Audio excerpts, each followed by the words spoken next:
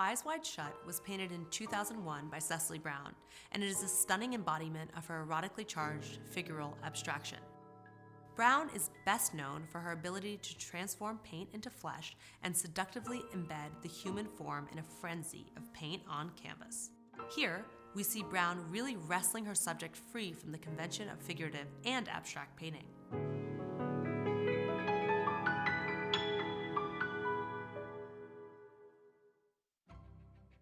I'm Charlotte Vandercook. I'm a specialist in Sotheby's Contemporary Art Department. I'm here today to discuss Cecily Brown's Eyes Wide Shut from 2001, which will be a highlight of the Now Evening auction on November 16th. This painting is Cecily Brown's iconic style on full display. It so deftly fluctuates between perceptible and imperceptible form. The artist really blurs the boundaries between abstraction and figurative painting. The most spectacular works from the artist's output show the depth of picture plane and a handling of paint that oscillates between minute and tight and bold and loaded with movement. Eyes Wide Shut is so vivid. It has this overall sepia tone that is bombarded with strikes of crimson, sienna, burnt umber, and blushing pink that transition between transparent and opaque. The artist herself said, "I think that painting is a kind of alchemy. The paint is transformed into image, and paint and image transform themselves into a third and new thing." This painting is a masterful example of that third and new thing. It sets a tone of continual flux, alive with erotic energy. There are two things happening in Eyes Wide Shut. Well, there are really more than two, but what I see is on the one hand, the suggestive palette and expressive brushwork and the brighter and fleshier tones evokes a sense of ecstasy, while on the other hand, there is this undercurrent of sharper, darker strokes, which suggests something more ominous, hidden beneath the surface.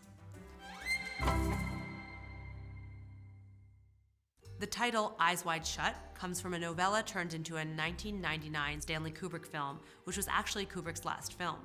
The movie explores the connection between the sensual and carnal and the anonymous. The film centers on a man confronting the limits of his moral and erotic boundaries.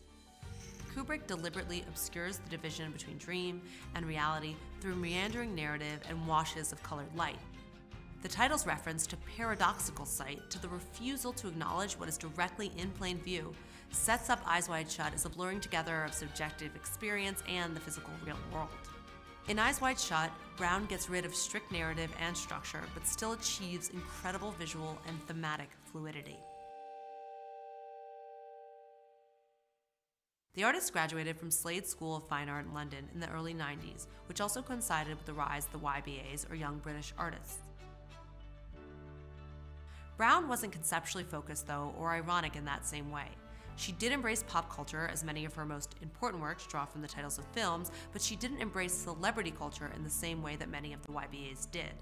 Brown is a painter who loves the deep and rich capacities of the medium of oil paint, as did many of her great influences such as Peter Paul Rubens, Willem de Kooning, Joan Mitchell, and of course Francis Bacon. The artist was excited by the boundaries of paint, and she really did imbue abstraction with a renewed energy and cultural significance at the turn of this century that is being celebrated very widely today.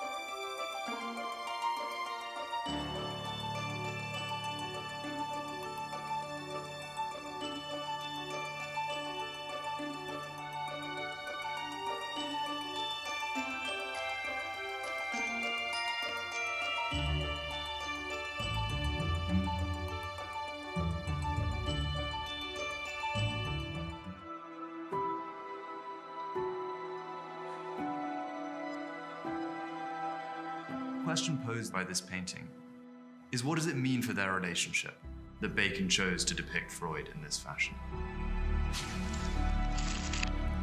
There's something of an exorcism inherent to the painting.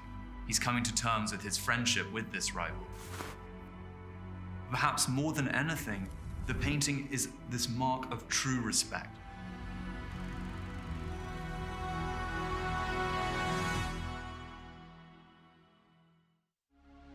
Executed in 1964, the present work is the first triptych that Francis Bacon executed of his friend, rival, and contemporary, Lucian Freud. Bacon came of age as an artist in the 1940s. His first major painting, Crucifixion Triptych, was executed in 1944. By the time this work was painted, Bacon and Freud had known each other for nearly 20 years. Over the course of the 1950s and 60s, the pair held court over a coterie of artists and bohemians in Soho, gossiping, drinking, and painting. The relationship was consumptive. Their styles, of course, could not be more different. Whereas Freud agonizes over every brushstroke, Bacon's hand is charged, each fleck of paint loaded with meaning. The resulting work is taut with emotion, with friendship, with respect, with rivalry, and with fervor.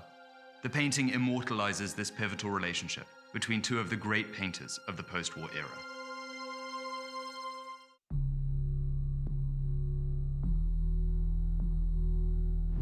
Bacon's studio was famously full of ephemera, from photographs of friends by Deacon and others to illustrations from books and famous paintings that he loved.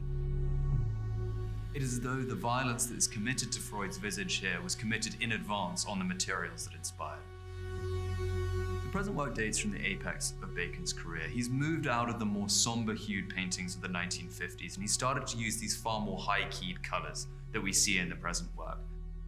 You have these deep, bruising purples around the eyes. You have these dashes of green along the edges. You have these gestures, such as Freud's hand or the collar of his shirt, a hand raised to the brow, a gesture that Freud used multiple times in self-portraits, inspired by his friend Francis Bacon.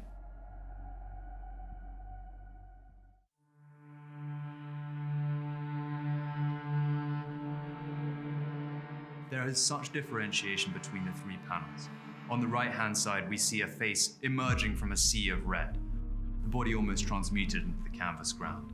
In the center and left-hand panels, we have these archways behind, these black framing devices from which the figure emerges. Bacon's paintings of Freud are among his most revealing and most psychological. They're highly personal and highly charged.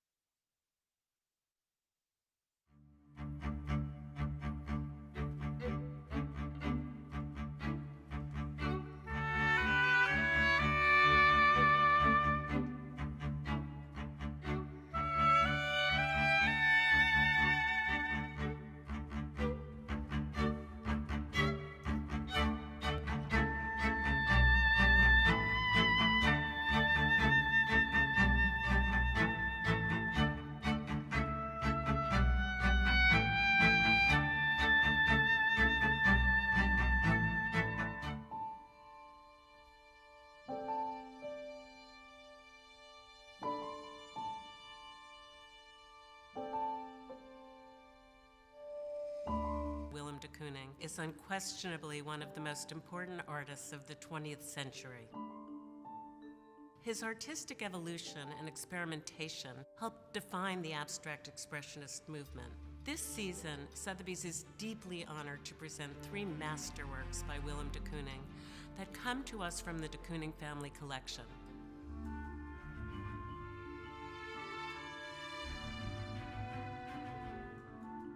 These paintings are utterly unprecedented, not only in their provenance, but also in their rarity and significance. Together, the works reveal the development of the artist's practice from the late 1960s to the late 1980s. Each of the three works mark the culmination of a decade, highlighting new formal inventions and heralding new transformations to follow. In the early 1960s, he began building a custom-designed home and studio in the East Hampton village of Springs, where he would soon move permanently.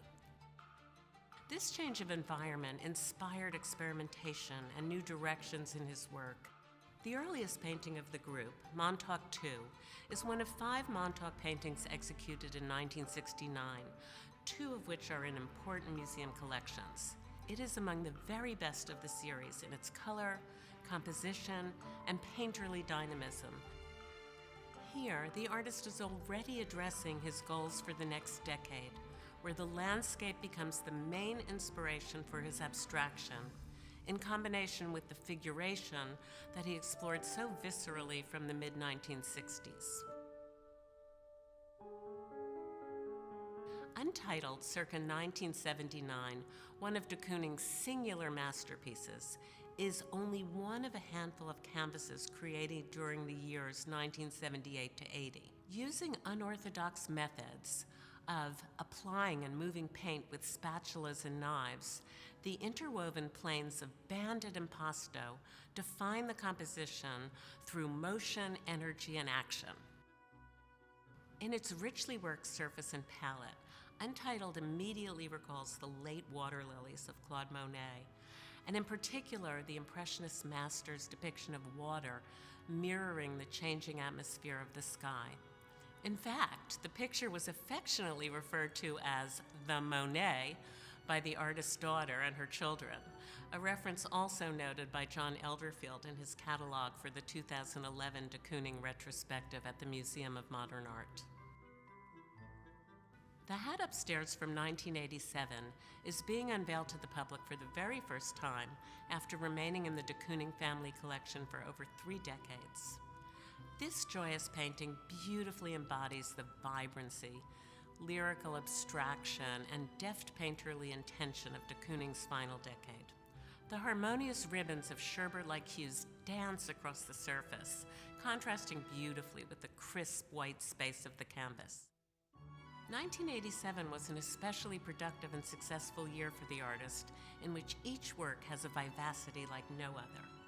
In sum, in these 3 works, we experienced de Kooning's shift from the rolling figurative forms of Montauk II into the sumptuous abstraction of Untitled, which in turn culminates in the refined calligraphic beauty of The Hat Upstairs.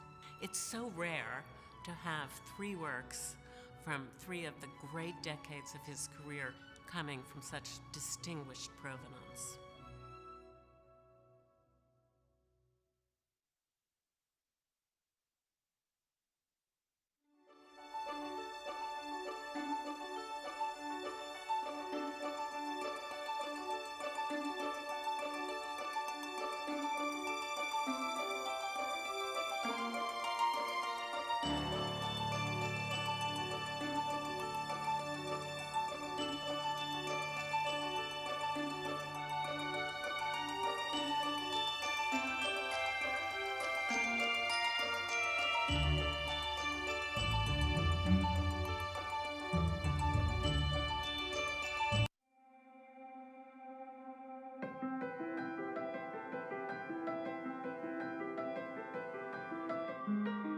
Painted by 3 figureheads of the color-filled movement, these 3 works by Kenneth Noland, Morris Louis, and Joseph Albers from the William S. Paley collection exemplify the series and modes for which each of these celebrated artists are best known. For Noland, his targets; for Louis, his stripes; and for Albers, his iconic homage to the squares. In their vivid hues, these paintings powerfully demonstrate the extraordinary way these artists explored color as subject matter. Each is a meditation on pigment and form, and a testament to the extraordinary legacy of these 3 men within 20th century painting.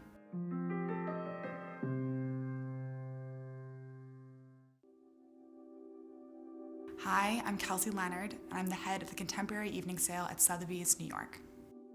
Painted in 1963, Sounds in the Summer Night is truly an exemplar of Noland's celebrated target paintings. Set within a shimmering halo of blue ground, the central circular form of Noland's painting seems to almost pulsate with energy. His perfect balance of blue, green, and pink hues vibrate with an intensity that emanates out to the very edges of the canvas. To create these targets, Noland used a completely innovative soak stain technique, whereby pigment is literally embedded into the raw canvas through a process of pouring and staining. Through this process, he fuses his pigment with the very fibers of the unprimed canvas, creating a remarkably smooth and uninterrupted surface. While Noland suffuses almost the entirety of his canvas in color, Louis contains his to tightly bound, deeply saturated bands of vertical hue. Despite this constraint, these stripes vibrate with the same energy and intensity as Noland's radiating concentric bands. two figureheads of American color-filled painting. Lewis and Noland were not only contemporaries, but very good friends. The two met in the early 1950s when both were teaching at the Washington Workshop Center for the Arts in Washington, D.C. In Lewis's number 431, as in Noland's Sound to the Summer Night, we see the extraordinary results of an artist's innovative process. Rather than painting with a brush, the stripes in number 431 are the product of extensive experimentation that culminated in a technique of carefully pouring and guiding paint across the canvas in flowing linear rivulets. One of the last vertical stripe paintings Lewis made before his death, the present work is a commanding example of an artist at the height of his production, flawlessly synthesizing color and form into a single hypnotic image. Of these artists, Joseph Albers alone used only a paintbrush to create the present work. Yet despite this traditional process, his iconic homage to the squares are entirely radical in their investigation of the fundamental nature of color and how we, as viewers, perceive it. Executed in the 48 by 48 inch format, the largest size Albers created for this series and his most iconic, as the scale held in so many prestigious museum collections internationally. Within this work, homage to the square and green frame, a golden brown core glows within enveloping layers of rich green hue. In this juxtaposition of contrasting gradients of green, Albers deftly explores the optical effects of color to illustrate the subjectivity of it as a visual experience. In these extraordinary paintings, Lewis, Noland, and Albers explore and interrogate the conceptual possibilities of color. While each of these works were created by highly unique processes, they are united by the shared innovation of the color field masters who created them. Artists who resisted traditional modes of creation, instead forging their own artistic paths. It is perhaps this that drew William S. Paley to them. An extraordinary innovator in his own field of media, radio, and television, his eye for innovative masterpieces within art history is and was unparalleled.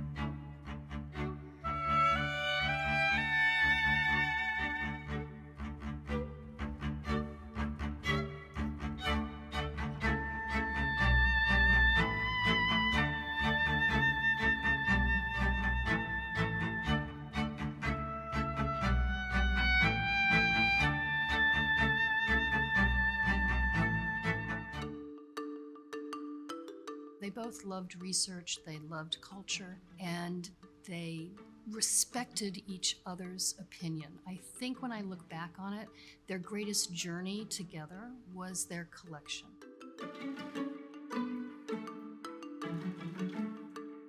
My name is Leslie Prouty. I am a Senior Vice President and Senior Specialist in the Contemporary Art Department in New York City. It is Sotheby's privilege and my personal honor to have worked with Geraldine and Hal Alden from Los Angeles for over 4 decades in forming a spectacular collection of mid-20th century American art. Known to everybody as Hal and Jerry, they fell in love with the art, and it is our role now to share this legacy with a whole new generation of collectors. A very interesting way to look at their collection is through the lens of the timeline of how they accumulated things, because it mirrors how the art market was going, and it also shows their high degree of connoisseurship. One of the most important paintings that the Aldens first acquired is the 1963 Helen Frankenthaler titled Winterglow, and they acquired that from Andre Emmerich in 1981. Later in 1985, they also purchased from Sotheby's an extraordinary Hans Hofmann painting titled Golden Glow. This is a quintessential example of Hans Hofmann's work. You have the central rectangle, which is his push-pull element, and this vertical rectangle of bold green is juxtaposed against the more activated, expressionistic background of reds and oranges with highlights of yellow. The green central rectangle appears to rise forward out of the picture plane against the bold colors of the orange and the red. It's an extremely textural and very optically complex painting. In 1986, the Aldens also purchased at auction again the spectacular and lovely, textured and dynamic Adolf Gottlieb titled Deep Over Pale from 1964. It has an unusual and very brushy background palette, which gives you a sense of depth. And then, of course, you have the crimson circle or sun, and then the very active burst below. So this was a very kind of subtle shift in how they responded to color, because Franz Kline and the Golden Glow are much more bold and very graphic, while the Gottlieb is more subtle and nuanced. In 1988, they acquired what is the ultimate masterpiece of their collection. Quite simply, Modern Painting with Small Bold from 1967 is one of the finest examples of the modern painting series, and definitely one of the best, if not the best, still in private hands. On the left-hand side, you have the rectilinear and towering structures that are reminiscent of Art Deco design and also industrial skylines. On the right-hand side, you have the very soft and wavy amorphous form that is cloud-like or perhaps wafting smoke. Now through that, you have these wonderful yellow shafts of light which serve as diagonals that kind of unite this very complex geometric puzzle. Now the small bolt, of course, is in the lower left-hand corner, and it kind of mirrors the yellow jaggedness and linearity of the yellow shafts of light. So you end up having a very, very balanced composition. In 1998, Hal and Jerry bought the wonderful Tom Wesselmann Great American Nude number 43, which is from 1963. As bold and strong and gutsy as the Lichtenstein is, the Wesselmann is just a lot of fun. It is filled with American motifs, and you have everything from the famous Jasper Johns multi-level painting of flags to the more sober bust of Lincoln. And then you have the wonderful Volkswagen Beetle, which is seen through the window. So coupled with that, you also have more three-dimensional elements. So on the one hand, you actually have a real television in this Great American Nude, and you have real curtains, and you have the velvet bedspread on which the nude rests. An interesting pendant to the Wesselmann is the Bruce Nauman double poke in the eye, which of course incorporates active neons that go on and off and have a very kind of off-on kind of moving image. So in a way, it kind of has a nice correlation to the Wesselmann, which was also very experimental for its time, and shows that Jerry and Hal continued to have an adventuresome spirit about what they were collecting. They were not just set in one particular category. The works that we will be offering at Sotheby's in New York in our November marquee sale week of modern and contemporary art are very close to my heart. Since I started in the 1980s, and the work of the mid-20th century, abstract expressionism and pop art were the exciting, very competitive market in the 1980s. And what was wonderful about it is so much of the major works by artists such as the abstract expressionists and the pop artists were coming up at auction because they were still largely held in private hands. So for people like Hal and Jerry, it was such an opportunity and such an adventure and an exploration that they truly enjoyed. And for me, it's a great memory of the extraordinary times in the 1980s and the early 1990s for offering and acquiring works like this.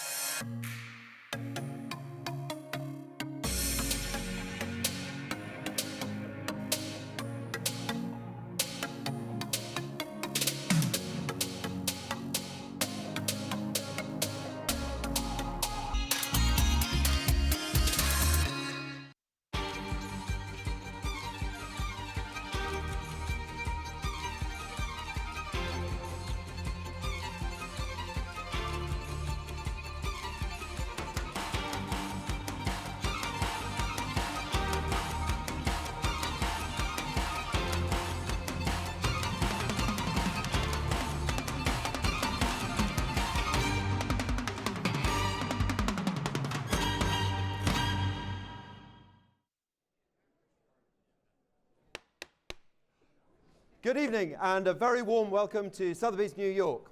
My name is Michael Macaulay and it is a great pleasure to be your auctioneer for tonight's The Now Evening Auction, a sale introduced by Sotheby's only last year and featuring some of the most exciting, cutting-edge artworks of our time. And once again, we are thrilled that women artists feature prominently in the sale with works by Elizabeth Peyton, Charlene von Hale, Cecily Brown and Avery Singer, among many others. This season's sale is also particularly strong in works by artists with institutional histories, many of whom have been internationally celebrated this year. For the second year in a row, we are very pleased that Sotheby's New York sales are once again presented in partnership with Samsung. Before we begin, some important announcements. Please note that everything is sold under the authenticity guarantee and on an as-is basis. Buyer's premium and overhead premium will be added to the hammer price of each lot offered, and applicable sales tax will be due on the aggregate of the three figures as part of the total purchase price payable. Please refer to the online sale catalogue for further information regarding lots with guarantees and irrevocable bids, and to our conditions of business for our full terms of sale. And now, ladies and gentlemen, if we're all ready to begin, here we are. We're going to open tonight with Lot 1. Showing here on the easel, Brooklyn-based artist Louis Fratino's intimate canvas, An Argument, which was the centerpiece of his much-lauded solo exhibition in Paris last year and is the largest and most important work by Fratino to appear at auction, coming from a prestigious European collection. And I'm going to start the bidding here already at 120,000, at 120,000, 150,000, 180,000 already, at 180,000, at 180,000, at $180,000 only, at 200,000 with Simon Stock here on my right, selling to Simon at 200,000. Where's the bid? 220 with you, Lucius, at 220 here on my left. 250. At 250 with Simon, against you, Lucius, now at 250. Against you in the room, 280, back to you, Lucius. We're at 280 here. Back to you, Simon, it's at 200. Is that a bid? 300,000, thank you so much. 300,000. 320. 320. 350, I took it with James first, just ahead of you. At 350 with James, ahead of you, both of you on the phones. 380, I took it with Simon. Back to you, James. Would you like 400?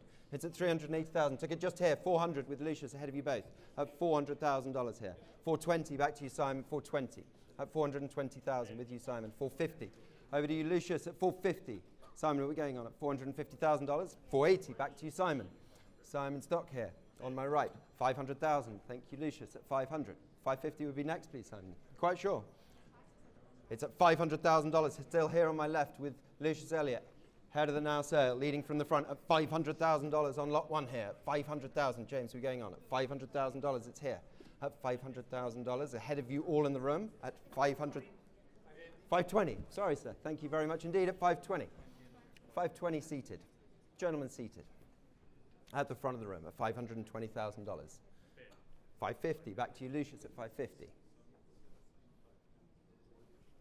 Would you like to go on, sir? At 550. 580, thank you very much indeed. At 580, it's yours for now. At $580,000, the gentleman seated.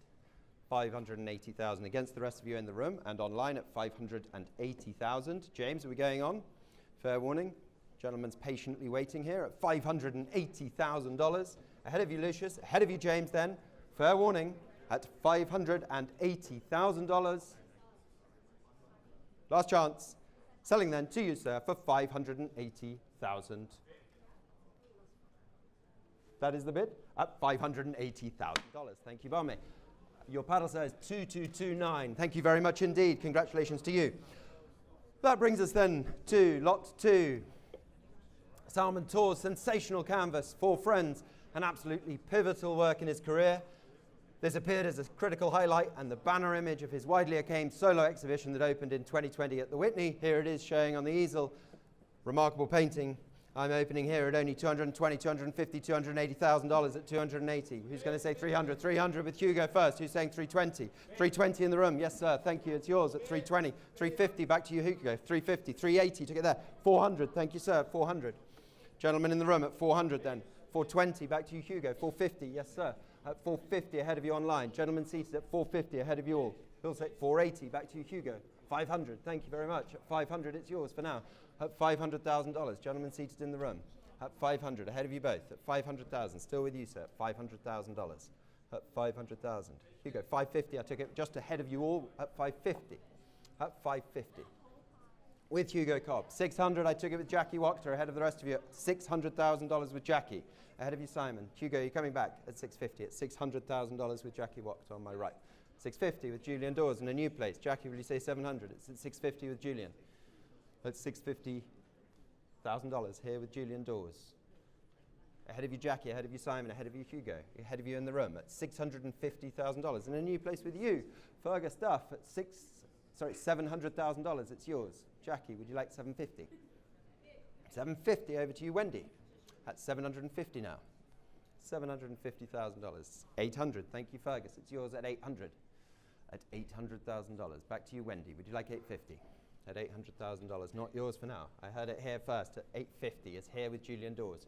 He'll say 900. 900. Back to you, Fergus. At 900. Julian, Wendy, at $900,000 with Fergus ahead of you both. At $900,000 here. Any further advance? At $900,000. Sign of life. Fair warning then. I've come this far at $900,000. Still with you, Fergus. Against the rest of you in the room and online. 950. Thank you, Wendy. It's yours for now. We're going to make it a round number then, Fergus. It's at $950,000. $1 million. Thank you very much indeed. At $1 million. Ahead of you, Julian. Back to you, Wendy. Would you like 1-1? It's at $1 million with Fergus Duff then. For the tour at $1 million. At $1 million. Wendy, should we go on? At $1 million. Against you for now. Against you, Julian. And the rest of you then. Fair warning. I'm going to have to sell it. 1,100,000. Thank you. At 1-1 then, Fergus. Back to you then. At $1,100,000. 1,100,000. Fergus. At $1,100,000. We're going on at 1,100,000. At 1,100,000. Any further advance, Fergus? At 1-1. 1,150. We've come this far. 1,150,000. Change of tempo. Back to you, Wendy. Would you like 1-2? It's at 1,150,000 with Fergus Duff standing right next to you at $1,150,000. Would you like 1-2? At $1,150,000.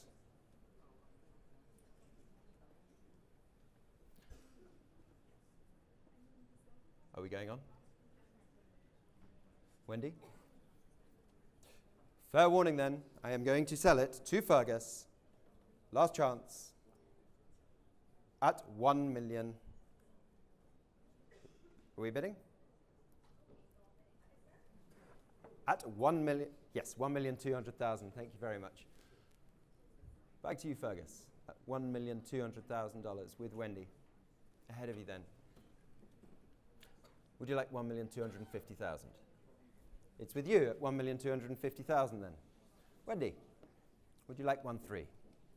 At $1,250,000 against you now, for the time being. At 1,250,000, fair warning, and I'm going to sell it. Wendy, it's not yours. It's at $1,250,000. Can we update the board? Yep, at 1,250,000. It's with you, Fergus.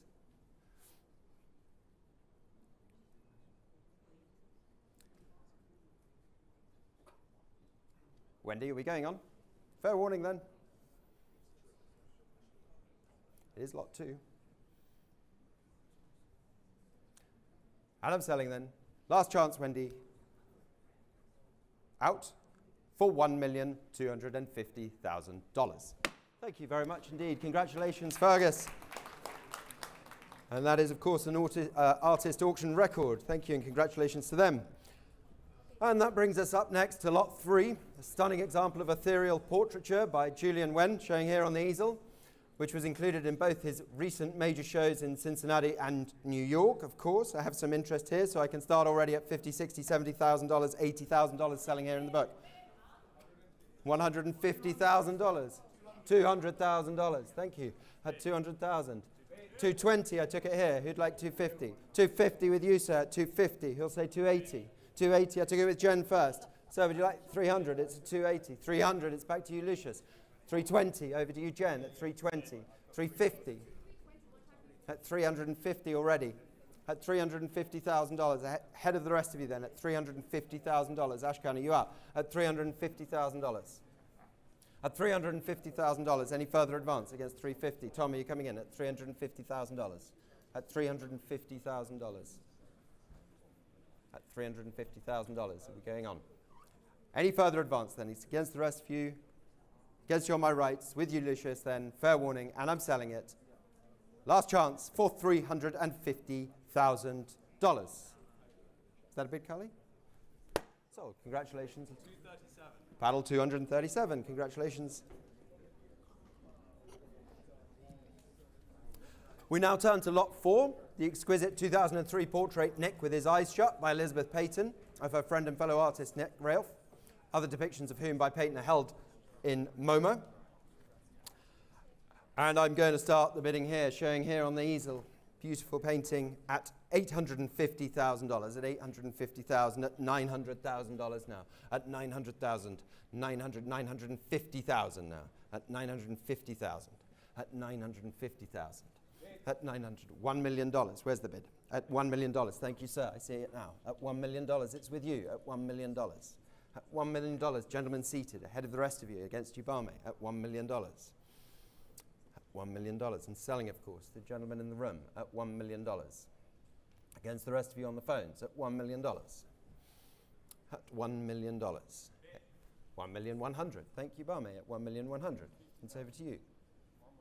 $1,150,000. Thank you very much, sir. $1,150,000. Gentlemen seated in the room. Are you out, sir? $1,150,000 seated at the front of the room. At $1,150,000. Ahead of you, barmaid. At $1,150,000. $1,200,000. I took it there. Thank you very much for your bid. At $1,200,000 then. Back to you, barmaid. At $1,200,000.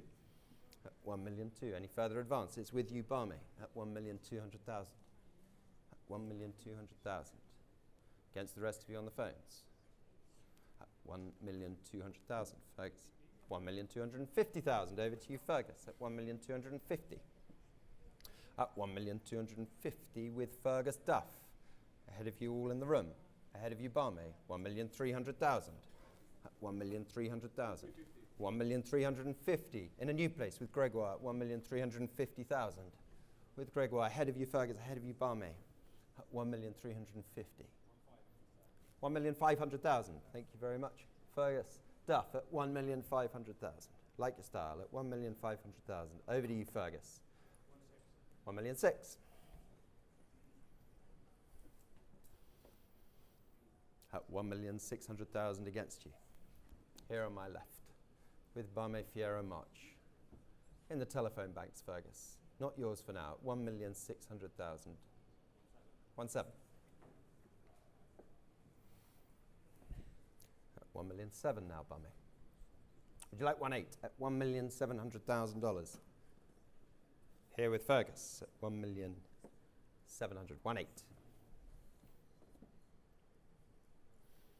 1,800,000. $1,800,000, Fergus. Over to you. At $1,800,000. Will we say 1,900,000? Still with barmaid then. At $1,800,000. Fergus, you have to hurry at this point. At $1,800,000, still with barmaid then.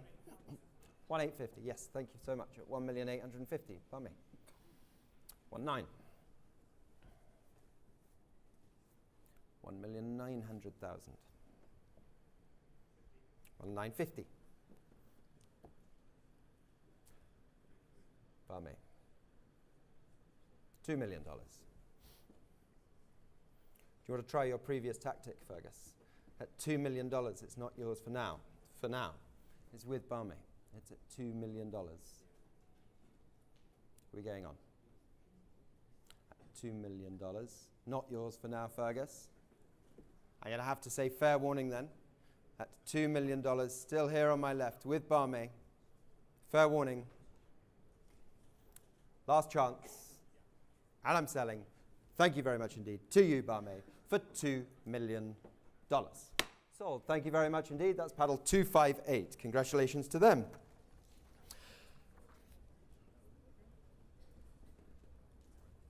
Moving on now to Lot 5, Crash Course by Charlene von Hale, whose artist record at auction was achieved just last month in our London sale room, following her prominent inclusion in this year's Venice Biennale. And I can start here already at 180, 180,000, 200,000, 220,000, 250 I have in the book already at 250, say 280. It's at 250 and selling already to the absentee bidder in the book at $250,000. At 250, David, say 280. It's here at 250,000, just ahead of you. At 250,000, ahead of you, David Galprin, in the room. Thank you so much. At 280,000. At 280,000. The lady seated at 280,000. Against you now. I'm out. It's with you, madam. At $280,000.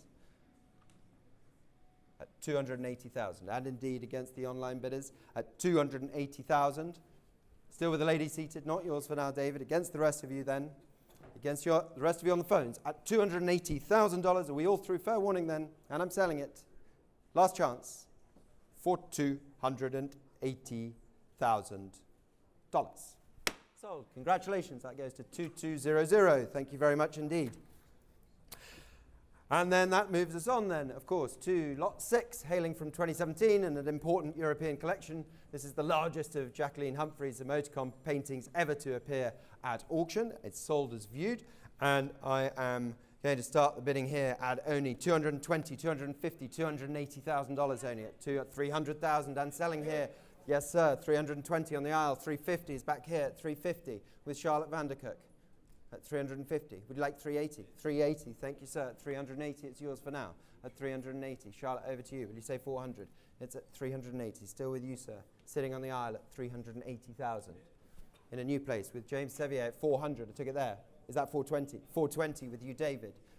Very quick succession, sir. Would you like 450? It's at $420,000 with David Galprin. Ahead of you, James. Will you say 450? At 420. Still with you, David, at 400 in a new place at 450, 480. At 480 now. Back to you, David. James, will you say 500? It's at 480. At $480,000. We're going on 500. Yes, you will. Thank you so much. At $500,000, it's yours for now. And in a new place, 550. At 500. I had 500. Next bid is 550. It is at 500 with James Sevier. Next one's 550, please. It is 550,000. Thank you very much, Greg. At 550, over to you. 600 with James at $600,000. Ahead of the rest of you in the room and online, and the rest of the phones at $600,000 with you, James, at 600. Greg, will you say 650? At $600,000. 620, certainly, at $620,000. Would you like 650?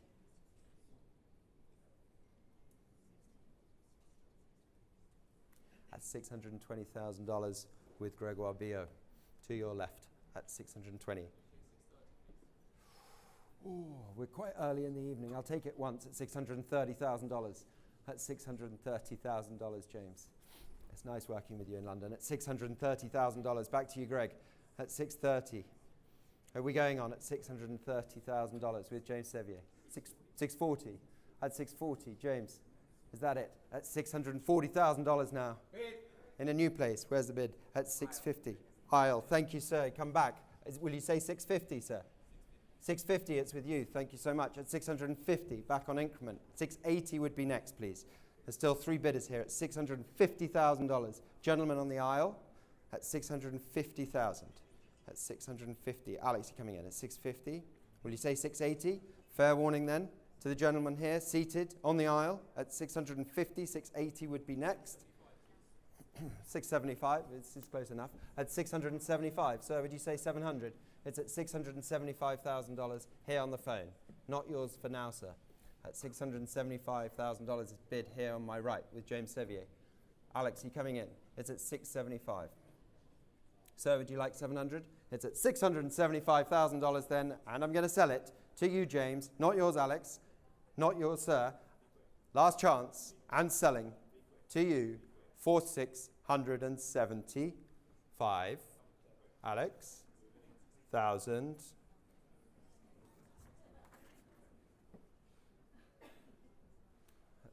Last chance. $675,000. That's correct. And sold. Thank you very much, James. That's paddle 217. Thank you very much indeed. Thank you all for your bids. And that takes us to lot 7, Avery Singer's immaculate airbrush rendition Kundry, one of a small group of 7 paintings which formed her first major solo gallery exhibition in New York in 2018. And I am going to start bidding here at only $1.3 million, at $1.3 million, at $1.4 million now, at 1.4 and $1.5 million, at $1,500,000, at $1,500,000, at $1,500,000, at $1,500,000, at $1,500,000, at $1,500,000. I took it here in the room at $1,600,000, just ahead of you, Christy. Say 1.7. It's at 1.6. The lady seated in the room at $1,600,000 and selling in the room at $1,600,000. At $1,600,000, just ahead of you, Christy. Say 1.7. It's not very much further. 1.7 is now bid online at $1,700,000. Against you, madam, at $1,700,000 with the online bidder. Thank you very much anyway. At $1,700,000 then with the online paddle. $1,700,000. Christy, are we saying 1.8? I'm selling it then to the online bidder. Alex, same dance. At $1,700,000 then with the online bidder. Against you, madam. Against you, Christy. Last chance and selling to the online bidder for $1,700,000. Sold. Congratulations. That goes to paddle number 4. And now it's an honor to present lot 8, one of Yoshitomo Nara's most important paintings, representing a pivotal stylistic shift in his work and one of the star lots of this evening, the radiant and monumental Light Haze Days study, which has recently been showcased in his survey show in Shanghai. Showing here on my left at the front of the room, this extraordinary work. And I am starting the bidding here at only $8,600,000, at $8,600,000, at $8,700,000, at $8,700,000, $8,800,000, $8,800,000, and $8,900,000 now, at $8,900,000. $9 million here with Lucius. Thank you very much indeed. At $9 million. Over to you. At $9 million. And selling here with Lucius Elliott, head of the Now sale. At $9 million. At $9 million. Against the rest of you in the room and on the phones. At $9 million then. At $9 million. $9 million too. I took it here with Gregoire, just ahead of you all. Is that 9.5? Thank you very much indeed. At 9.5. At 9,000,005. Back to you, Lucius. At 9,000,005. If we could update the board. With here on my left with Lucius Elliott, 9,500,000. 9,000,005.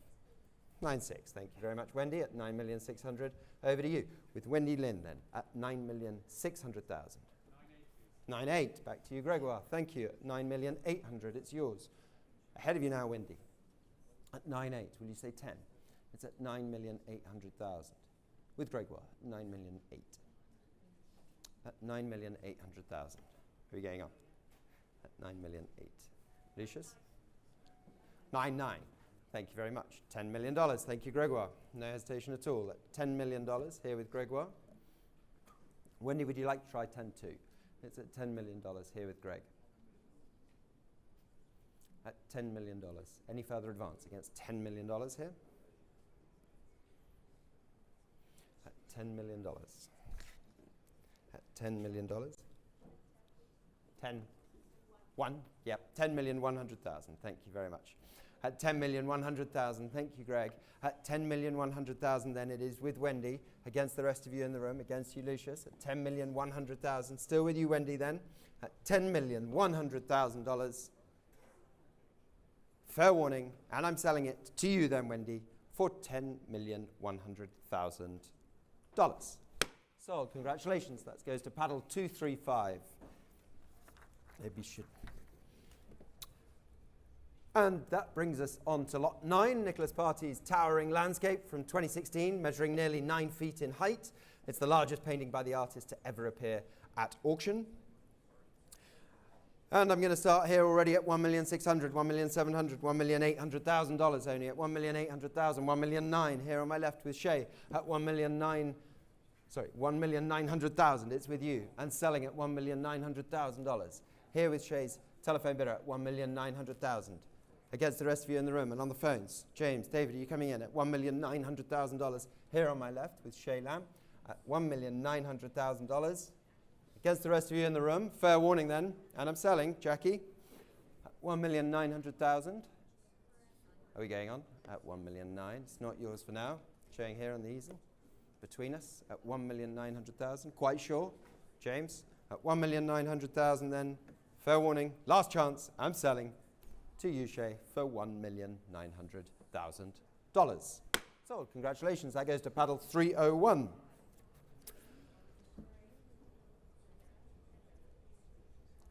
And now to lot 10, Girl Crying at a Party by Anna Wyant, the exceptional oil on canvas that was exhibited in Tokyo earlier this year, showing here on the easel.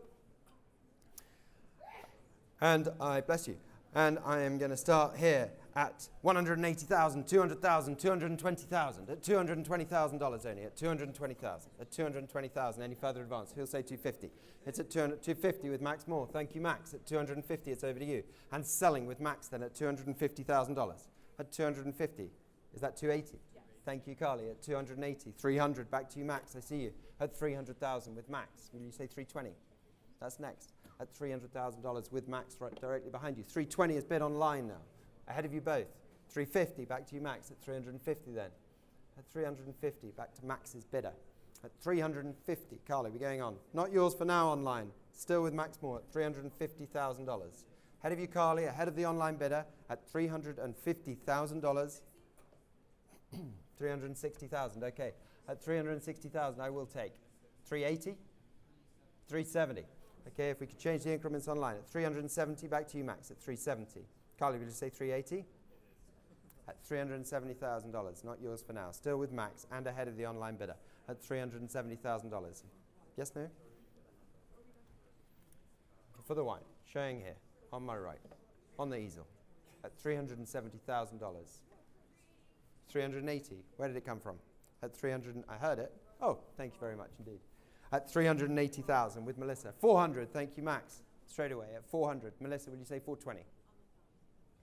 It's at $400,000 back with Max. At $400,000. Will you say $420,000? At $400,000. Are we going on? Yes, no? Shake of the head, quite sure? No regrets? At $400,000, still yours, Max. Not yours, Carly. Not yours online. Against you, Melissa. Fair warning then for the Wyant. David? Just checking. At $400,000 with you, Max, and selling for $400,000. So, congratulations. That goes to paddle 275.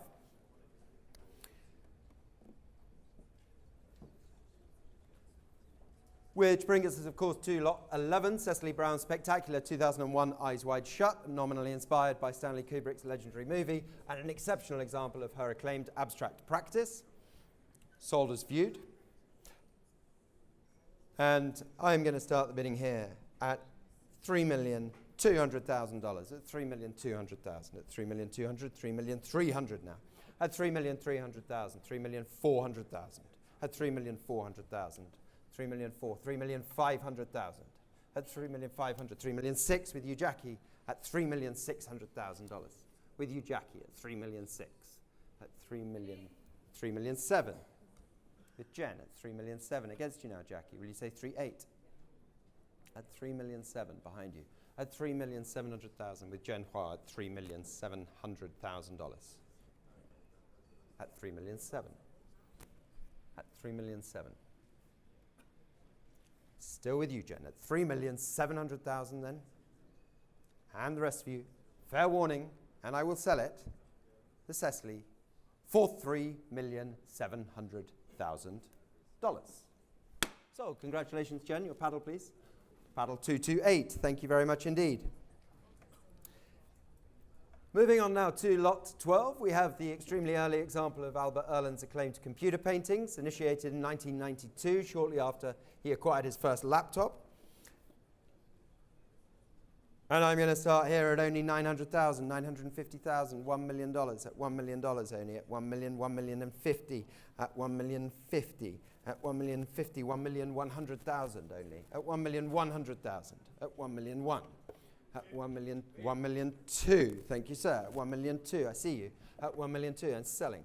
Gentlemen seated in the room at 1 million 2, at $1,200,000, ahead of you on the phones, ahead of you Barmay at 1,200,000, at 1 million 2.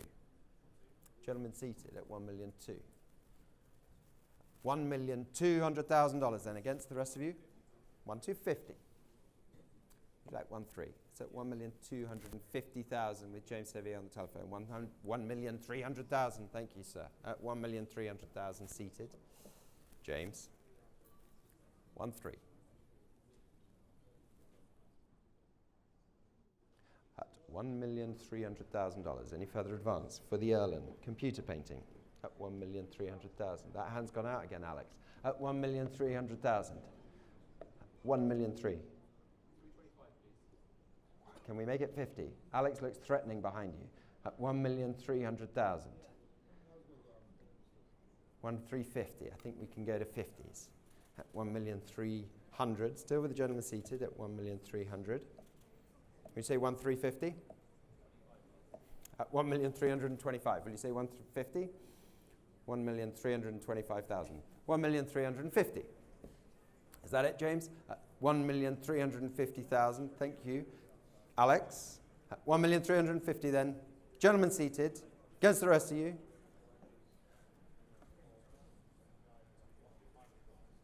$1,350,000. Some discussions going on. 1,375,000. Thank you. 1,375,000. Would you like 1,400,000? 1,400,000. At 1,400,000. Will you say 50, James? It's at 1,400,000.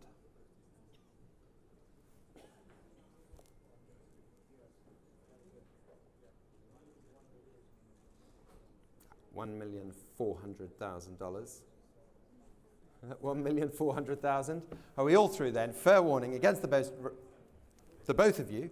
At 1,400,000. 1,425,000. No, with James. At 1,425,000. Would you like 1,450,000? 1,450,000. 1,450,000 now. 1,450,000. Would you like to say 1.5, either of you? At $1,450,000. Thank you anyway, James. Alex, fair warning then. It's not a surprise that we arrived here at $1,450,000. Is that 1.5? 1,475. Would you like 1.5? 1,500,000. Thank you very much indeed. Are we going on? At 1,500,000 for the Erland. Alex. $1,500,000. 1,550,000. 1,550,000. Would you like 1.6? 1.6. 1,575. Back to the familiar pattern. Thank you very much. At 1,575,000 then, Alex. 1.6. Thank you very much anyway. At 1,600,000 then, with Alex Branchek, against the rest of you, and the rest of you in the room, and online. 1,625. Thank you very much. At 1,625,000. Alex, will you say 1,650? It's at $1,625,000. Are you bidding? 1,650,000. 1,650,000 over here. Familiar face. At $1,650,000, 1,675,000.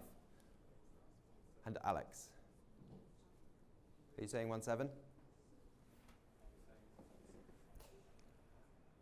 1,675,000. Will you say 1,700,000? 1,700,000. You're out. Thank you very much indeed. At $1,700,000 with you, Alex, then against the rest of you, and selling for $1,700,000.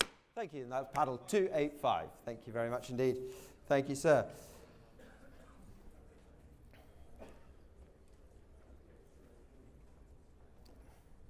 Next up, we have lot 18, the 2017-18 Picnic on the Grounds by Toyin Oji Odetola, whose auction record was set in this very room last November.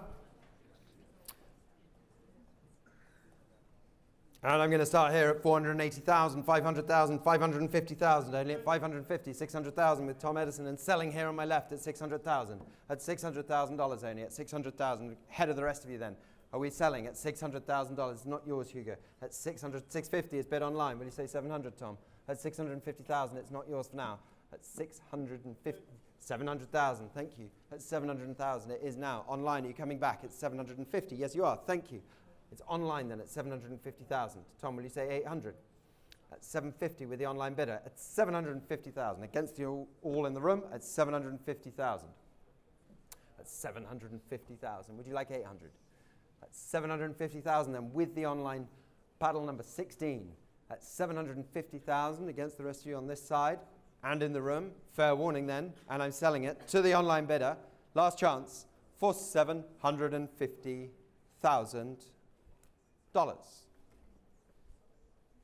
Sold. Congratulations. That goes to paddle 16. And that brings us along to lot 14, Jonas Wood's magnificent clipping A2, which was included in the artist's first major institutional solo exhibition held at the Dallas Museum of Art in 2019. And I'm opening here at only 420, 450, $480,000 at 480,000. At 480,000. Any further advance gets 480,000. At 480,000 only for the Jonas Wood. At 480,000. It's beautiful clipping painting at $480,000. At 480,000. At 480. At 480,000. At 480,000. You coming in, Alex? At $480,000. At 480. Any further advance against 480,000? 600,000. Thank you very much, David Rothschild. At $600,000. It's yours at 600. It's with David then at $600,000. And it's against the rest of you at $600,000. Are we all through then? Fair warning and selling to you, David. For David, other David, at $600,000. Sold. Congratulations. Your paddle is 236. Thank you very much indeed. And that takes us to Yayoi Kusama's monumental bronze sculpture Pumpkin M, of course her most paradigmatic and significant motif. This example is the first of her bronze pumpkins to come to auction. And I am starting the bidding here at $3,200,000, at $3,200,000, $3,300,000 already, at $3,400,000 only, at $3,400,000, at $3,400,000 only, at $3,400,000. At $3,500,000. Thank you, Alex. At 3.5. It's at 3.5 with Alex Brenchick at 3.5. At $3,500,000. With you, Alex, at $3,500,000. At $3,500,000 for the pumpkin. At $3,500,000. 3,500,000. At any further advance. 3,600,000. At 3,600,000. 3.7.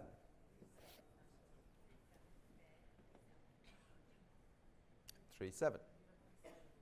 David. 3.8.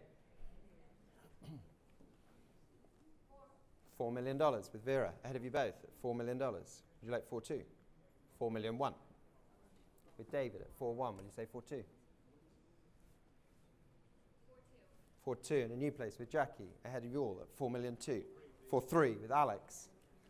Three of you competing here at 4,300,000. Not yours, David or Jackie or Vera. For now. 4.5. Thank you so much at 4.5. At 4,500,000. At 4,700,000. At 4,700,000. Here with Shay at 4,700,000 now. At 4,700,000. Against you, Alex. Against you, David. Against you, Vera. At 4,700,000. Here with Shay at 4,700,000. 4,000,008. 4,900,000. At 4,900,000. Here with David at 4,900,000.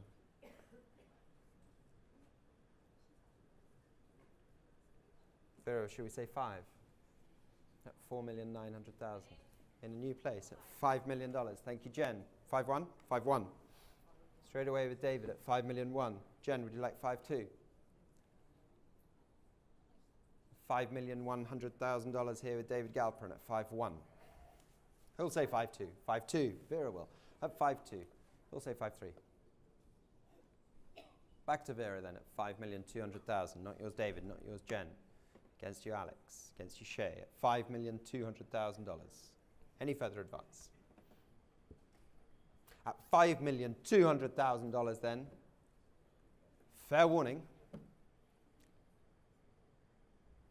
For the Kusama, and I'm going to sell it to Vera's telephone here on my left.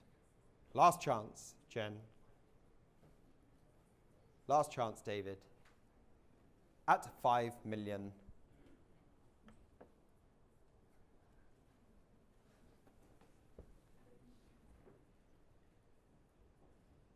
$5 million, still here. 5,300,000. Thank you very much, Jen. Thank you for your patience, Vera. Would you like 5-4? It's at $5,300,000 here on my right with Jen Hua. 5-4. Thank you so much. 5-4. At 5,400,000 then. Shall we go on at 5,400,000? 5-4. 5,400,000 on my left with Vera. Against you, Jen. Fair warning then. And I am going to sell it. Sign of life at $5,400,000. Last chance. And I'm selling for $5,400,000. Would you like to bid? For $5,400,000. It's not a surprise we've arrived here. Guys, at $5,400,000, and I'm selling it, last chance, for $5,400,000. Thank you very much indeed. Sold. Thank you, Vera. Thank you for your patience. Thank you for your bids. Paddle 209. And now we turn to lot 16, the vibrantly beautiful and conceptually complex 2012 painting Untitled Cowboy by Richard Prince, showing here on the easel, as you can see.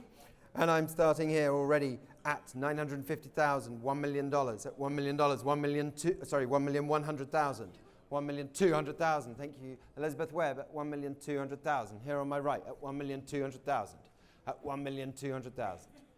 $1,300,000 with Brooke Lampley at $1,300,000 then. For the Cowboy at $1,300,000 with Brooke at $1,300,000. At $1,300,000. Ahead of you online, ahead of you on the phones on my left at $1,300,000. Are we all through then? Fair warning. Last chance and selling here on my right for $1,300,000. Sold. Congratulations, your paddle. 255. Thank you very much indeed. Congratulations to them. Lot 17 has been withdrawn, so we move straight on to lot 18. Here we have a seminal example from Marc Grosjean's 2018 Untitled Free Capri, 5054, famously inspired by his stay at the legendary Casa Malaparte. And I'm going to open here at only $950,000, 1 million, 1,100,000, 1,150,000 only, at 1,150,000, at 1,150,000, at 1,150,000, at 1,150,000 for the Grosjean here, at 1,150,000, at 1,150,000. 1,150,000. Journey coming in at 1,150,000. At 1,150,000. Are we all through? At 1,150,000. Ahead of you online. Ahead of the rest of you on the phones. At 1,150,000. Showing here on the easel. At 1,150,000. Fair warning then. 1,200,000. Thank you very much. With Julia at 1,200,000 and selling here on my right ahead of the rest of you in the room at 1,200,000 with your telephone, Julia. Last chance against the rest of you and selling for $1,200,000. Sold, congratulations. Your paddle, please. Paddle 234, thank you very much indeed. Congratulations to them. And now we get to lot 19, the Inimitable Layers of Abstract Fragments by LA-based Lucy Bull, 1643, showing here on my right, and I'm starting here at only $70,000, $80,000, $90,000, at $90,000, $100,000. Thank you. At 110 is with me. I already have 110. Who's saying 120, 130, 140, 150, 160, 170, 180, 190, 200 I have in the book at 200. 220 with Lucius. He was saying 250. 250 with Max Moore at 250. 280 with Nick Dymel. At 300 back to Lucius Elliott. At 300. At 300 it's here. 320 over to you, Nick. Who's saying 350? At 320 it's with Nick Dymel at 320,000. Yes, 350. Sorry, Yin. At 350 it's yours for now. At 350, Nick, you saying 380? 380. Yin, will you say 400? At 380 here on my right. Ahead of you, Yin. Ahead of you, Shay. At 380,000 with Nick. At 380,000. New place with Wendy at 400. Yes, I see you. At 400 with Wendy. Nick, you're saying 420. 420. Yes, you are. Wendy, back to you. At 420. Will you say 450? At $420,000 with Nick Dymel then. Against the rest of you in the room at 420,000. Max, are you coming back at $420,000? Yen, Shay? At $420,000. Still here on my right at $420,000. Last chance then. Fair warning. And I'm selling it. You're out. To you, Nick, for 422 Nick Dymel at the moment at $420,000. Would you like 450? Thank you very much anyway. To you, Nick, for $420,000. So, congratulations, that's paddle 231. Well done to them. Next up, lot 20, Damien Hirst's Beauty is in the Eye of the Beholder, the first of the artist's 7-foot butterfly paintings from the late 1990s to come to market in nearly a decade. And I'm opening here at only 320,000, at 320,000, 350,000 now, at 350,000, 380,000, at 380,000, at 380,000, 400,000 here with Camilla, at $400,000 here on my left, at 400,000, at 400,000 only, at $400,000 and selling here on my left at $400,000 with Camilla Bertini on the telephone here on my left. Last chance against the rest of you in the room and selling, David, for $400,000. So, congratulations, you paddle. 277, thank you very much indeed. Congratulations to them. Moving on, we have lot 21, The Alluring Bits and Pieces from 2019 by Christina Qualls, here on the heels of her huge success at this year's Venice Biennale, of course. And I'm going to open here at only 480,000, at 480,000, 500,000, 550,000, 600,000, at 600,000, 650, 700.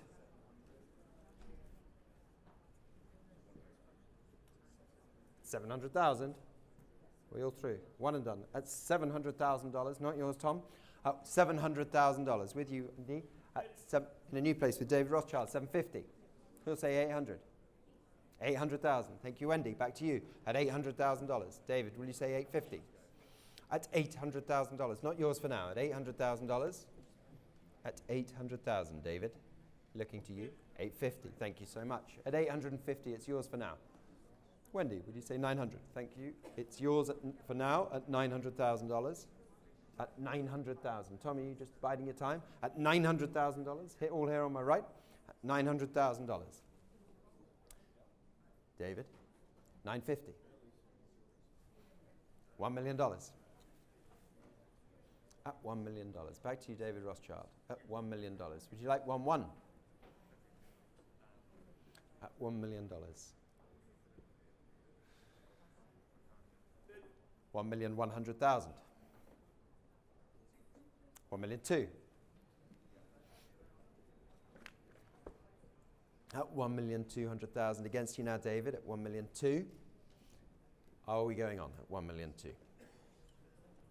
At 1,200,000, David. Would you like 1,300,000? 1,250,000. At $1,250,000.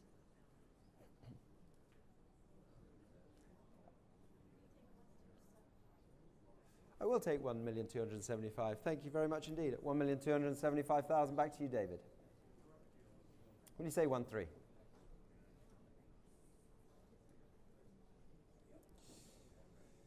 David, would you like 1-3? Are you sure? Quite sure? Last chance? Fair warning? Thank you very much anyway.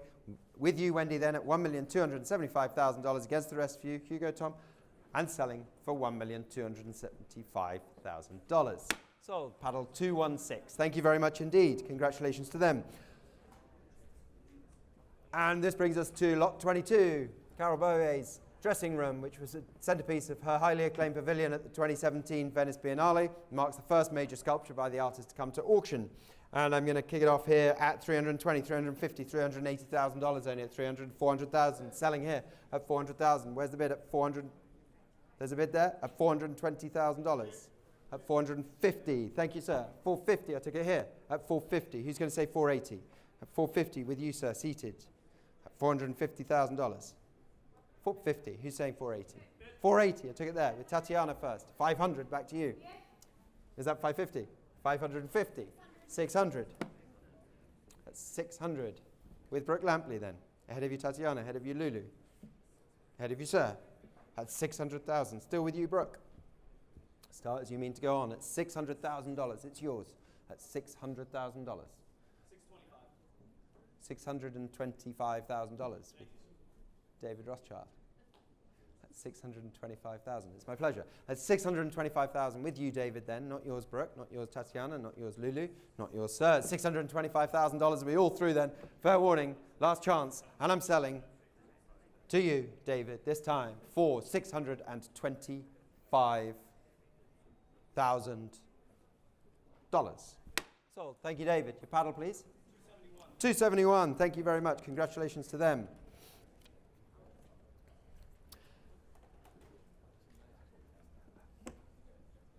And that brings us to our final lot. Just before we get there, I have an important announcement that there will be, in fact, a 30-minute break, and the contemporary evening auction tonight will begin at 7:30 p.m. Thank you for that.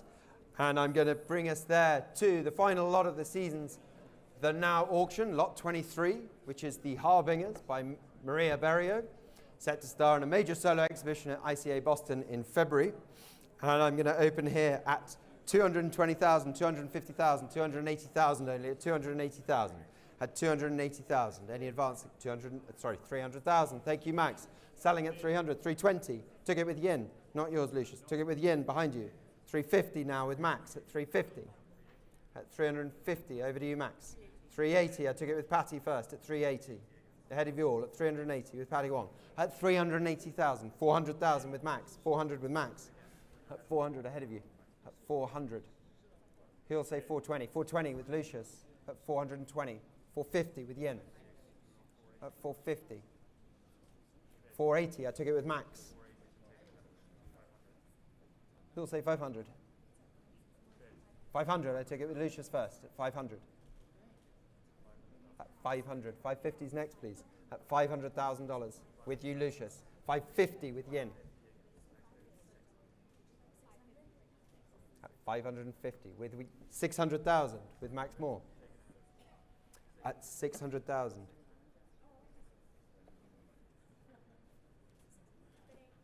$650,000 with Shay. $650,000. $700,000 with yen.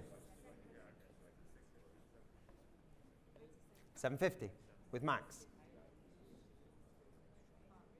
$800,000. Thank you, Patty. $850,000 with Shay. On the nearest telephone. $900,000 with yen.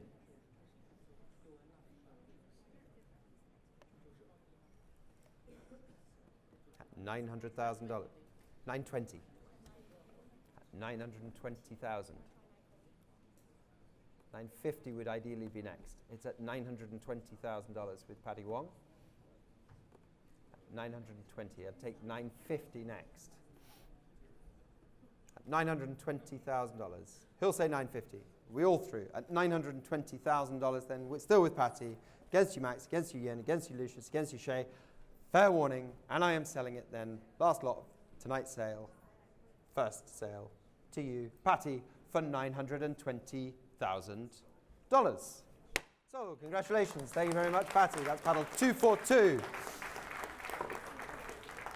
Thank you very much indeed to all of you from around the world for following this evening's auction, and especially to those of you who participated in the sale. We will now take a short 30-minute break, and then my colleague Oliver Barker will take to the rostrum for our contemporary evening auction. For those of you planning to bid in the contemporary evening sale, please be sure to log in again separately via the contemporary evening sale page. But for now, wishing you a very good evening from me.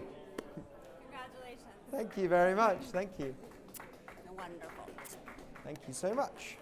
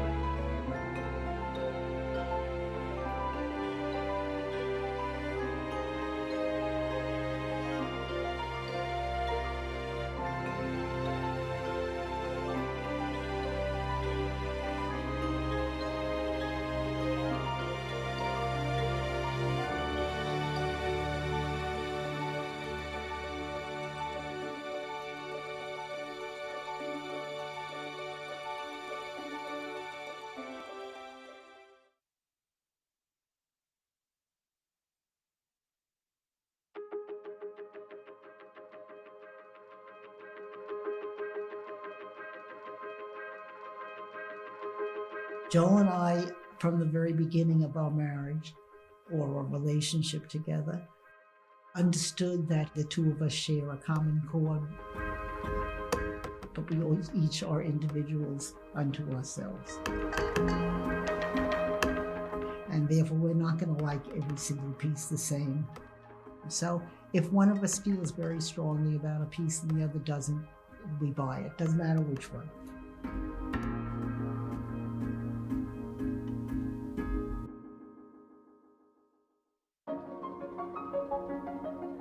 I'm Sherry Greenberg Malin. We're art collectors. I knew nothing about art in the first 45 years of my life. And Joel and I had met in the Bronx High School of Science when we were 14, and we dated. And I said we should go our own ways, and if it's meant to be, it would be. We didn't know that the meant to be would be in our late 40s. I'm Joel Malin. I started off collecting German expressionist prints, partially because that was all I could afford. I just knew that this was something that I wanted to do or I had to do. I felt very comfortable collecting and trusting my own judgment.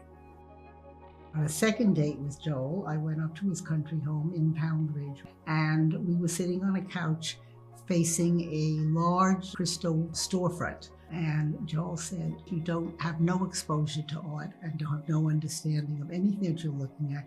If you hang out with me, it's going to change. While Sherry said she didn't know anything about art, she did know a lot because she studied with Martha Graham as a dancer.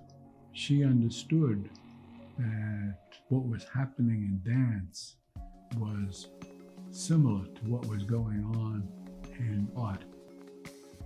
She was able to point out things that I was not even aware of.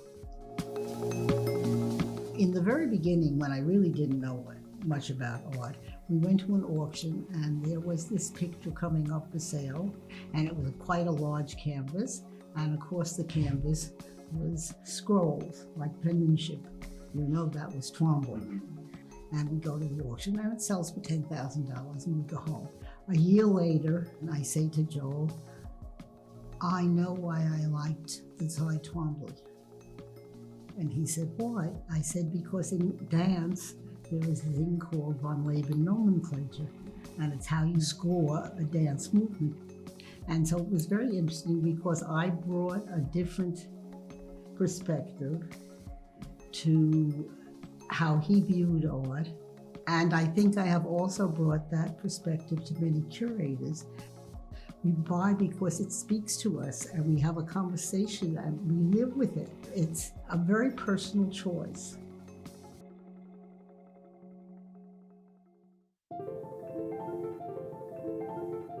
So we bought a sculpture and we bought another sculpture. And when we had about 6 or 7, it was named the Buckhorn Sculpture Garden. We changed it and asked people to call it a sculpture park. Because a park you go to with sneakers and you're gonna walk around. And we just bought one and we bought another. We bought another, and then there were over 70 outdoor sculptures. What I like about it is taking people around and showing them the collection and watching them suddenly catch on to what's going on, opening up their minds, their hearts to the collection that we have put together. And it's exciting to see when we have young school children, watch them suddenly wake up to what it is you're doing and playing with. We have boxes full of letters of people who, after they visited, and we get this bread and butter letter from this little boy, must be about 10, 11, and he says, "Dear Mr. and Mrs. Malin, thank you so much for allowing us to come and see your beautiful art. I never thought I would ever meet people in this world that would understand me or thought like I did, because there aren't many of us. But I know now when I grow up, I will meet people who see the world as I see the world. And I thank you for that experience."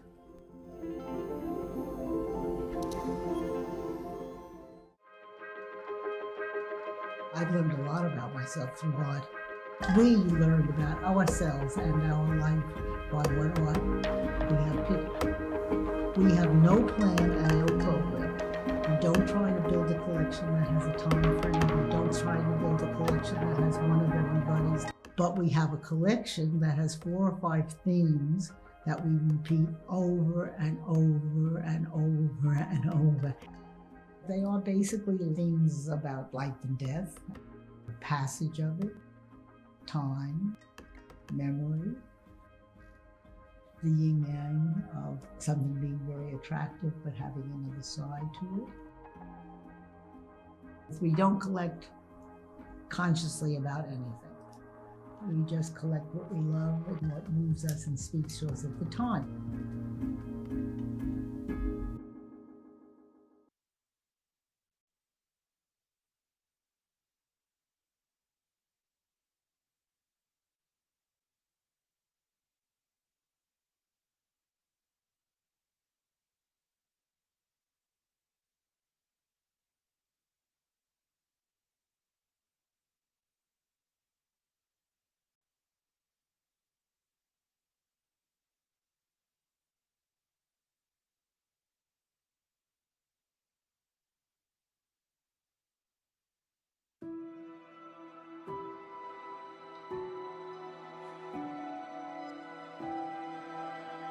question posed by this painting is, what does it mean for their relationship that Bacon chose to depict Freud in this fashion?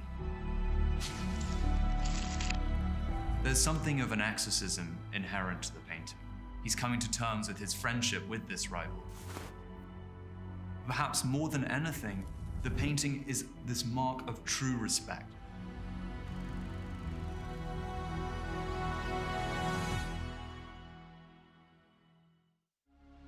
Executed in 1964, the present work is the first triptych that Francis Bacon executed of his friend, rival, and contemporary, Lucian Freud. Bacon came of age as an artist in the 1940s. His first major painting, Crucifixion Triptych, was executed in 1944. By the time this work was painted, Bacon and Freud had known each other for nearly 20 years. Over the course of the 1950s and 60s, the pair held court over a coterie of artists and bohemians in Soho, gossiping, drinking, and painting. The relationship was consumptive. Their styles, of course, could not be more different. Whereas Freud agonizes over every brushstroke, Bacon's hand is charged, each fleck of paint loaded with meaning. The resulting work is taut with emotion, with friendship, with respect, with rivalry, and with fervor. The painting immortalizes this pivotal relationship between two of the great painters of the post-war era.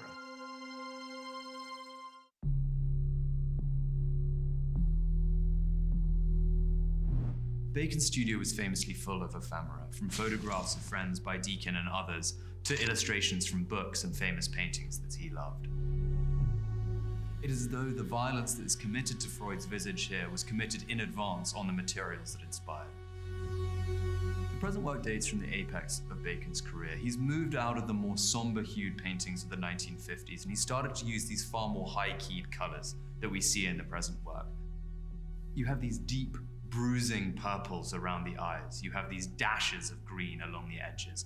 You have these gestures, such as Freud's hand or the collar of his shirt, a hand raised to the brow, a gesture that Freud used multiple times in self-portraits, inspired by his friend Francis Bacon.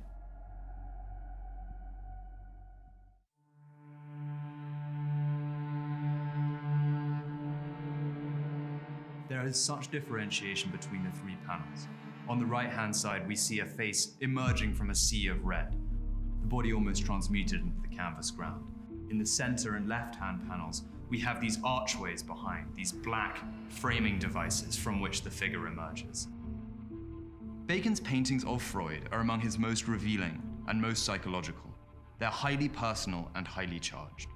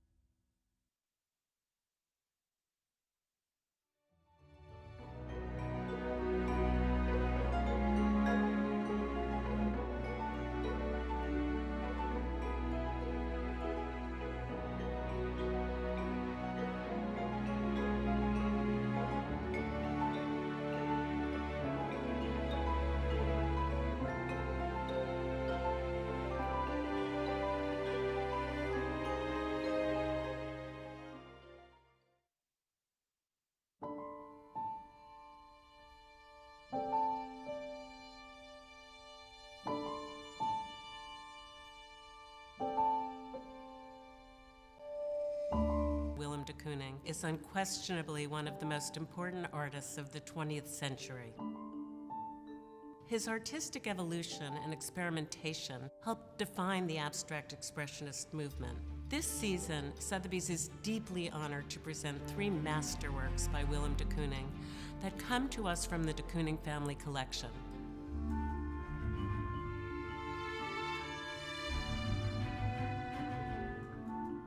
These paintings are utterly unprecedented, not only in their provenance, but also in their rarity and significance. Together, the works reveal the development of the artist's practice from the late 1960s to the late 1980s. Each of the 3 works mark the culmination of a decade, highlighting new formal inventions and heralding new transformations to follow. In the early 1960s, he began building a custom-designed home and studio in the East Hampton village of Springs, where he would soon move permanently. This change of environment inspired experimentation and new directions in his work. The earliest painting of the group, Montauk II, is one of 5 Montauk paintings executed in 1969, 2 of which are in important museum collections. It is among the very best of the series in its color, composition, and painterly dynamism. Here, the artist is already addressing his goals for the next decade, where the landscape becomes the main inspiration for his abstraction, in combination with the figuration that he explored so viscerally from the mid-1960s. Untitled, circa 1979, one of de Kooning's singular masterpieces, is only one of a handful of canvases created during the years 1978 to 80. Using unorthodox methods of applying and moving paint with spatulas and knives, the interwoven planes of banded impasto define the composition through motion, energy, and action. In its richly worked surface and palette, Untitled immediately recalls the late water lilies of Claude Monet, and in particular, the Impressionist master's depiction of water mirroring the changing atmosphere of the sky. In fact, the picture was affectionately referred to as the Monet by the artist's daughter and her children, a reference also noted by John Elderfield in his catalog for the 2011 de Kooning retrospective at the Museum of Modern Art. The Hat Upstairs from 1987 is being unveiled to the public for the very first time after remaining in the de Kooning family collection for over 3 decades. This joyous painting beautifully embodies the vibrancy, lyrical abstraction, and deft painterly intention of de Kooning's final decade. The harmonious ribbons of sherbet-like hues dance across the surface, contrasting beautifully with the crisp white space of the canvas. 1987 was an especially productive and successful year for the artist, in which each work has a vivacity like no other. In sum, in these 3 works, we experienced de Kooning's shift from the rolling figurative forms of Montauk II into the sumptuous abstraction of Untitled, which in turn culminates in the refined calligraphic beauty of The Hat Upstairs. It's so rare to have 3 works from 3 of the great decades of his career coming from such distinguished provenance.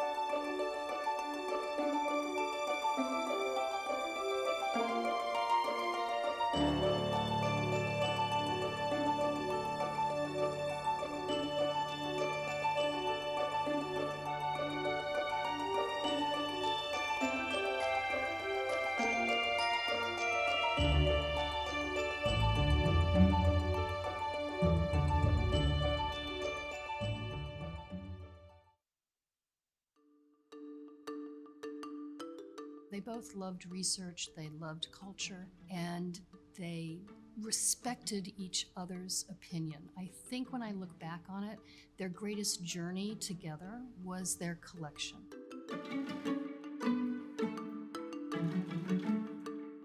My name is Leslie Prouty. I am a Senior Vice President and Senior Specialist in the Contemporary Art Department in New York City. It is Sotheby's privilege and my personal honor to have worked with Geraldine and Hal Alden from Los Angeles for over 4 decades in forming a spectacular collection of mid-20th century American art. Known to everybody as Hal and Jerry, they fell in love with the art, and it is our role now to share this legacy with a whole new generation of collectors. A very interesting way to look at their collection is through the lens of the timeline of how they accumulated things, because it mirrors how the art market was going, and it also shows their high degree of connoisseurship. One of the most important paintings that the Aldens first acquired is the 1963 Helen Frankenthaler titled Winterglow, and they acquired that from Andre Emmerich in 1981. Later in 1985, they also purchased from Sotheby's an extraordinary Hans Hofmann painting titled Golden Glow. This is a quintessential example of Hans Hofmann's work. You have the central rectangle, which is his push-pull element, and this vertical rectangle of bold green is juxtaposed against the more activated, expressionistic background of reds and oranges with highlights of yellow. The green central rectangle appears to rise forward out of the picture plane against the bold colors of the orange and the red. It's an extremely textural and very optically complex painting. In 1986, the Aldens also purchased at auction again the spectacular and lovely, textured and dynamic Adolf Gottlieb titled Deep Over Pale from 1964. It has an unusual and very brushy background palette, which gives you a sense of depth. And then, of course, you have the crimson circle or sun, and then the very active burst below.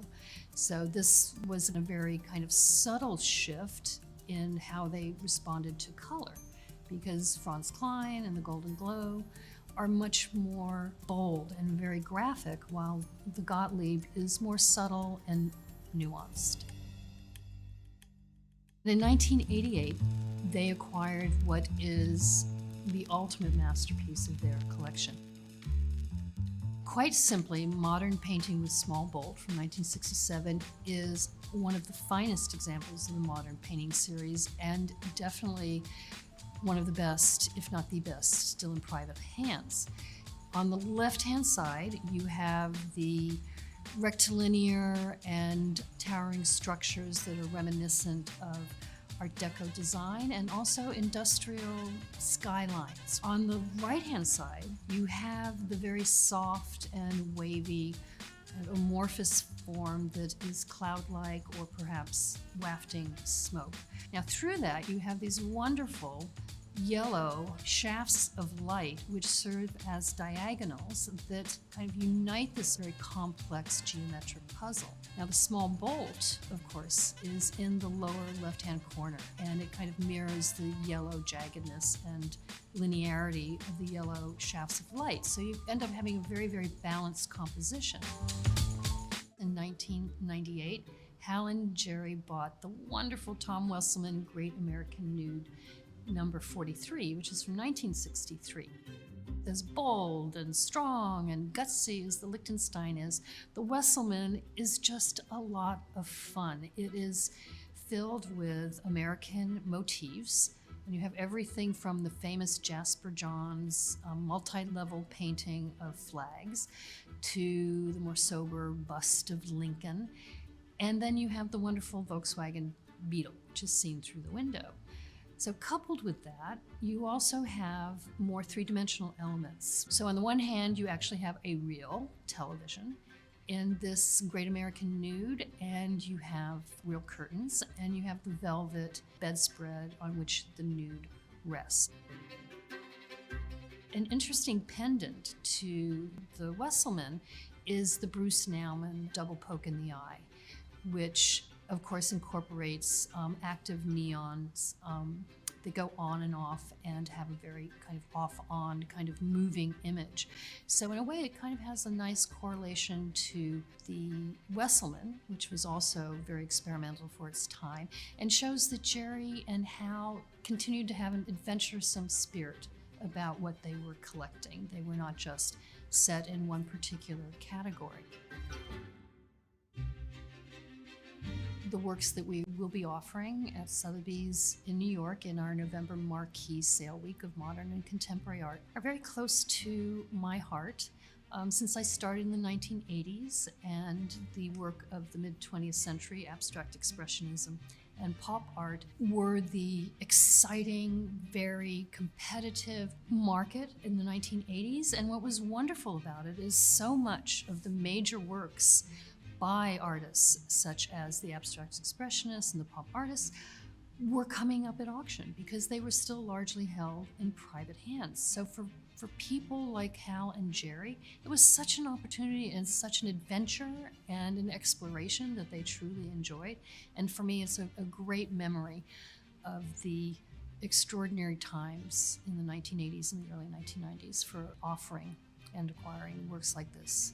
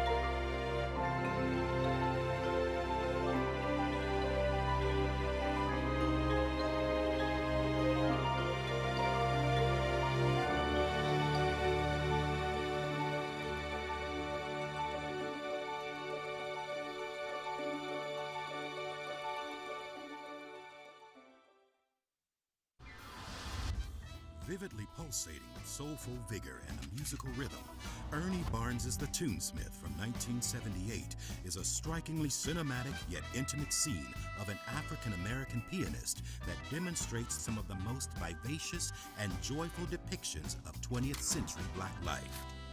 The Tunesmith once belonged to the private collection of Berry Gordy, the legendary songwriter and record producer who founded the Motown record label. Barnes introduces the pianist in a moment of solitary and dignified grace, delivering an inspiring ode to the uplifting power of music and its historical significance within the African American community.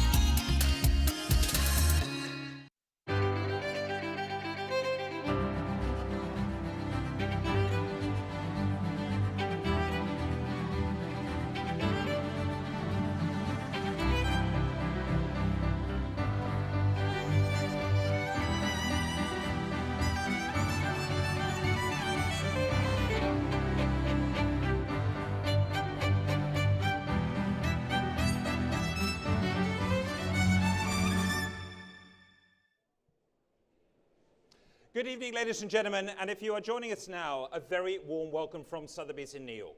My name is Oliver Barker, and I will be your auctioneer for tonight's contemporary evening auction, presented, of course, in partnership with Samsung. I am delighted to be taking up the gavel from my colleague Michael McCauley, who, as many of you have seen, has just completed yet another white glove session for the Now auction. And now, for our second sale this evening, we will turn to works by some of the most acclaimed artists of the 20th and 21st centuries.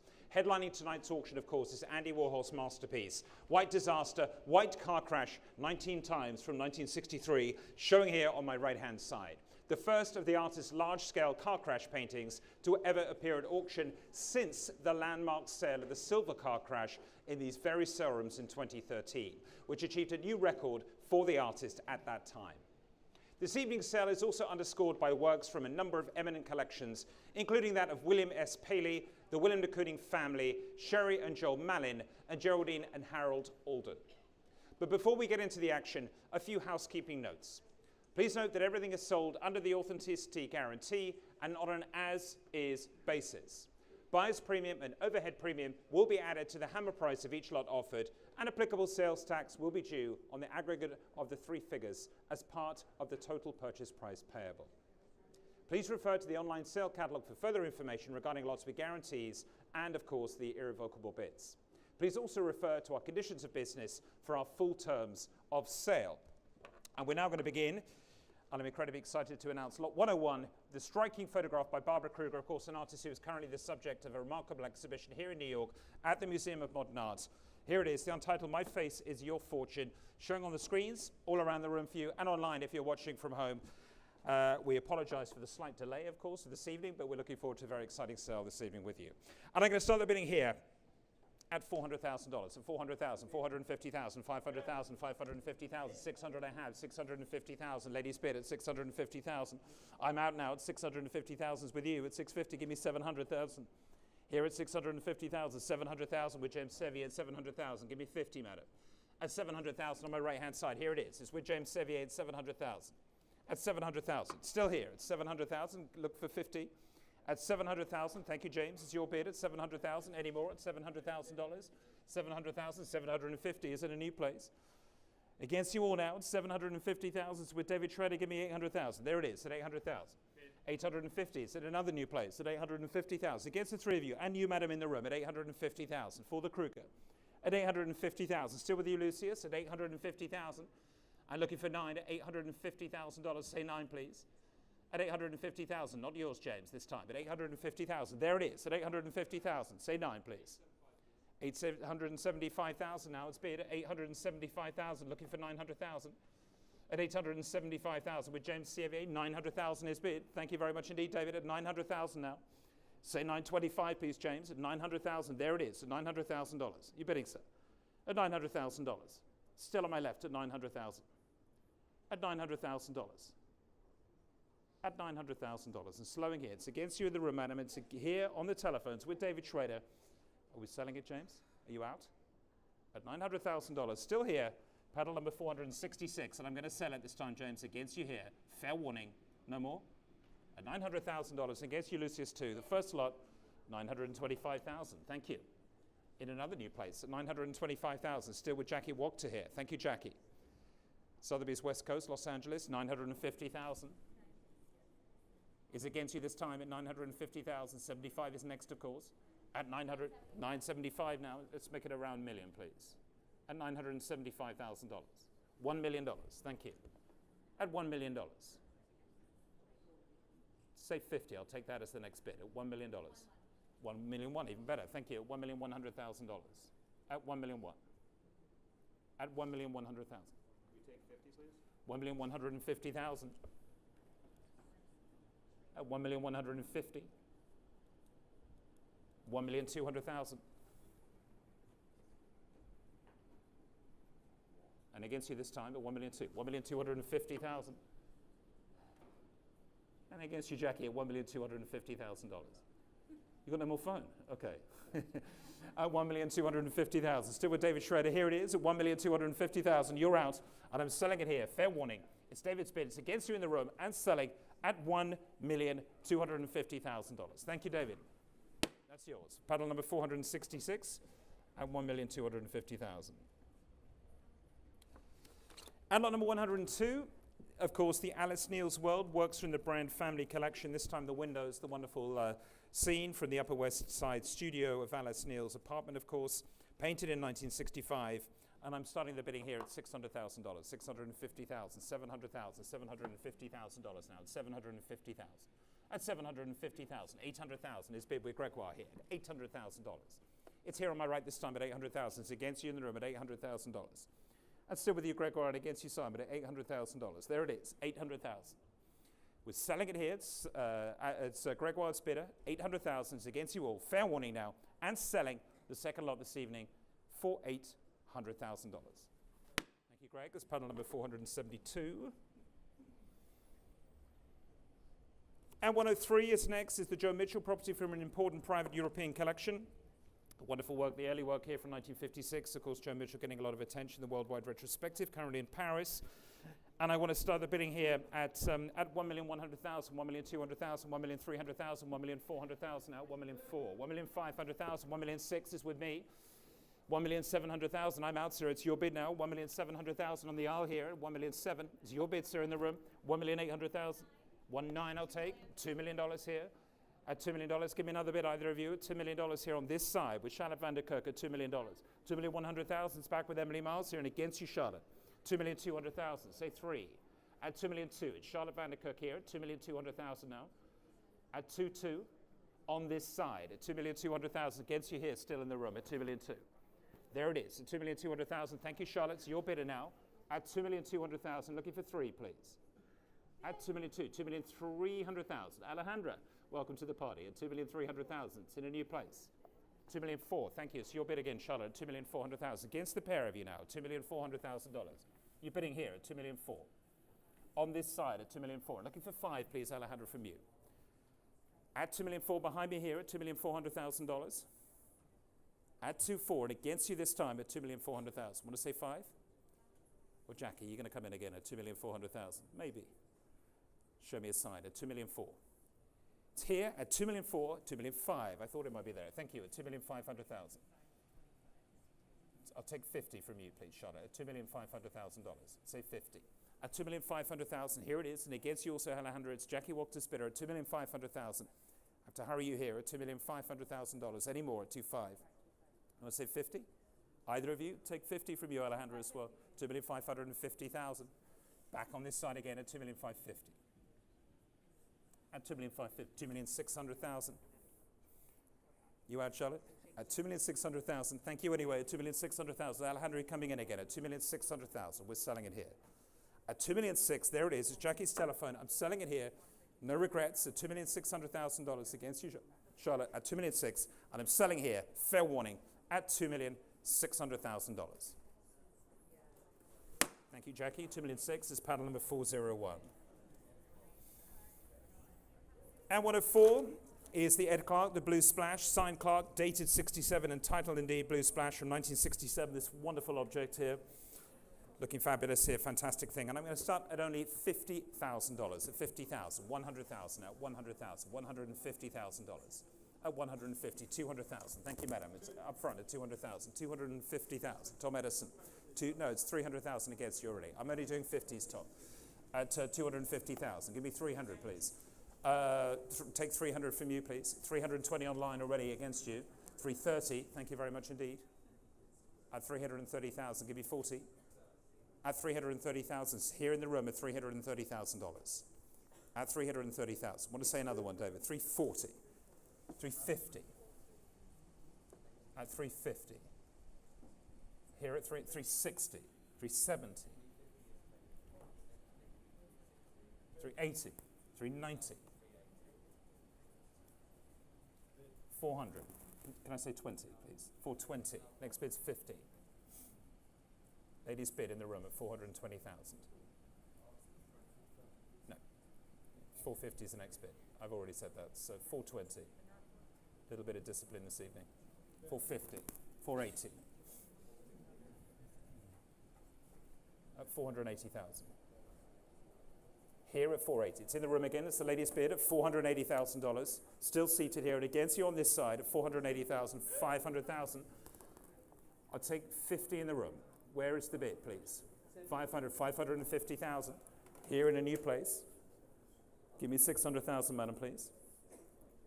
580, you want to say? 580,000 is bid.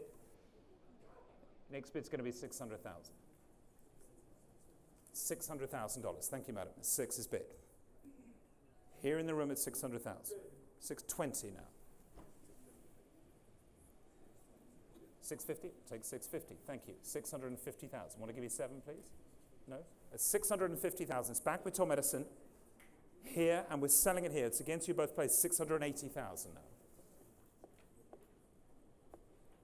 Try 7, please, Tom. 680 is bid. Ladies bid at $680,000. 680 against you, Tom. Here at 680,000. I'm selling it now. The hammer is up. It's against you at the back. It's against you, Tom. Late 700,000. At 7. You said that the last time, Ben. Shall I believe you this time? That's it. Thank you. Anyway, it's $700,000. I'm selling it here. Against you here and in the room. Final warning. Tom, it's yours at $700,000.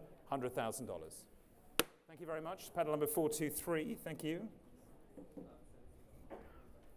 Thank you so much. And lot number 105, property from a prominent collection that Betty saw, the Rainbow Mojo. Of course, prominently displayed in the wonderful exhibition Soul of the Nation, curated by Britain's own Mark Godfrey, first starting at the Tate. This is from 1972 and showing obviously on the screens.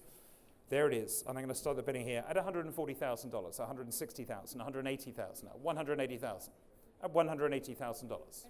200,000. Thank you, Tom. It's yours at 200,000 now. At 200,000. Anyone else at 200,000? You bidding there, sir? 220,000. It's bid online. It's ahead of you at 220. Give me 50. 250 I'll take there from Tom. And against you online. The next bid's going to be 280,000. Here at 280. It's bid against you again online, please, Tom. 300 will follow here. At 280,000. It's online at 280,000. Give me 300,000, please. 300,000. Thank you, Lulu. In a new place.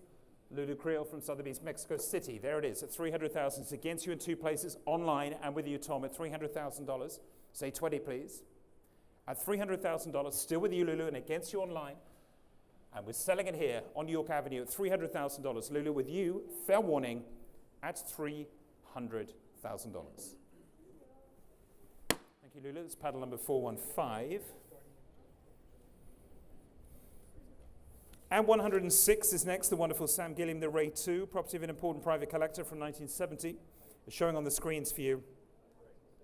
And I'm going to start here at 900,000, 950,000, $1 million now, 1,100,000 at 1,000,001, at 1,100,000 here for the Gilliam at 1,000,001, 1,200,000. Thank you, Ben, at 1,200,000. It's your bid currently at 1,200,000. At 1,200,000. Anybody else? 1,400,000. Thank you, Jackie. It's yours again at 1,400,000.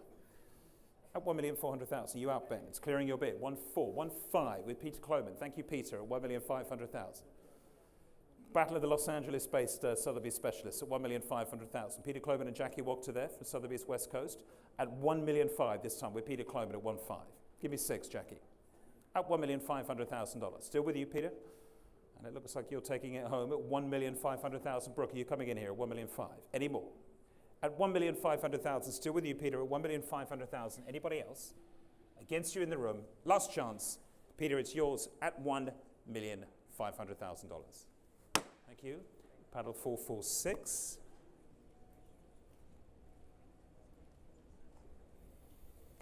Up next is one of the most exceptional groups of paintings by Willem de Kooning ever to appear on the market. These masterpieces spanning 3 pivotal decades of de Kooning's career, from the 1960s through to the 1980s, and emerging directly from the artist's family collection. First up, of course, is the de Kooning Montauk II from 1969, a painting which oscillates between figuration and abstraction and captures the subtle hues of a summer night at dusk. And it gives us great pleasure for Sotheby's to be handling these wonderful works, decades property from the de Kooning family collection. And we're starting here at $8 million, at $8,500,000, $9 million now, at $9 million, at $9 million, $9,500,000, at $9,500,000, at $9,500,000, $11 million here, at $11 million, with Courtney Kramer's at $11 million, on my right here at $11 million, at $11 million, any more, against you, David, at $11 million. It's here and selling at $11 million. On this side, it's Courtney's bidder at $11 million. Thank you, Courtney. It's still with you at $11 million. And against you in the further back, against you in the room, of course, at $11 million. At $11 million now, still at 11 with Courtney. At $11 million, against you there, sir, at $11 million. Fair warning, at $11 million, on my right here, last chance, and selling for $11 million. Thank you, Courtney. L0002. Thank you very much indeed. And we move to de Kooning's untitled canvas, affectionately referred to by the de Kooning family as the Monet, with its deep impressionistic palette, this wonderful harmony of blues and yellows, and it's showing over here. Jose, thank you very much indeed. Thank you for your assistance, as always. And I'm going to start the bidding here at $22 million, $22 million, $24 million, $26 million now, at $26 million, at $26 million now, $28 million now, at $28 million, at $28 million, 28. At $28 million now. At $28 million. At $28 million. Any more? At $28 million. At $28 million. $30 million now with Gregoire. At $30 million on this side. Against you here at $30 million now. At $30 million. It's on my right now and selling at $30 million. Here it is. And selling here at $30 million. Anyone else? At $30 million. At $30 million for the 1979 painting at $30 million. At $30 million, it's here on my right, with you, Gregoire. Fair warning. It's against you in the room. It's on the telephone here. It's Gregoire's bid. I'm going to sell this time at $30 million. Last chance. Going to you, Greg. Thank you. Congratulations. At $30 million. It's yours, sir. 471. Thank you very much indeed.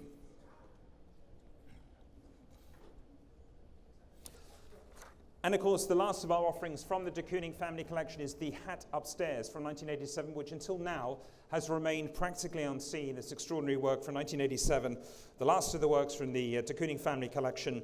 And I'm starting the bidding here at $7 million, $7,500,000, $8 million now at $8 million, at $8 million, $8,500,000, at $8,500,000, $8 million at $8,500,000. It's your bid at $9 million. Thank you very much indeed. Thank you, Lisa, at $9 million. Here with Lisa Dennison, Chairman of Sotheby's Americas, at $9 million, and selling here, of course, at $9 million. At $9 million.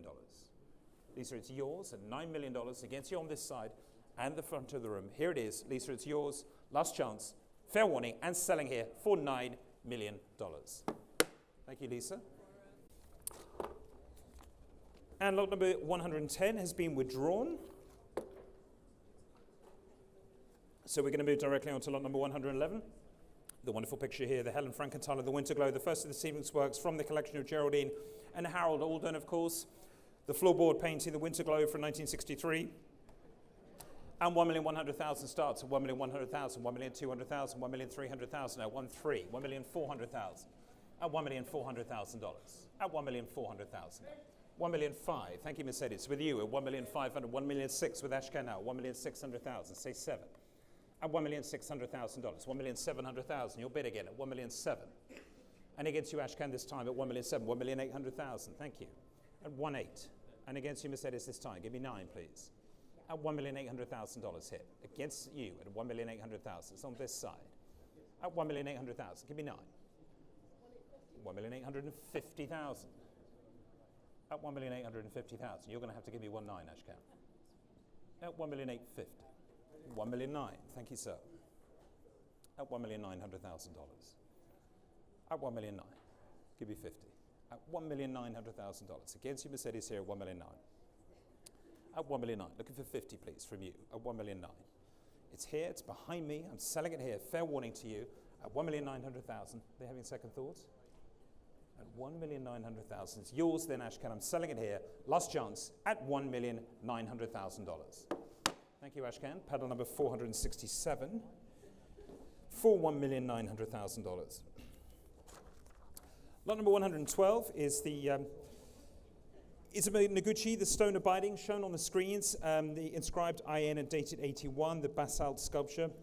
Fabulous thing, monumental sculpture, and I'm starting the bidding here at $1,400,000. At $1,400,000, $1,500,000, $1,600,000 now, $1,600,000, $1,700,000, $1,800,000. Thank you. 1,800,000.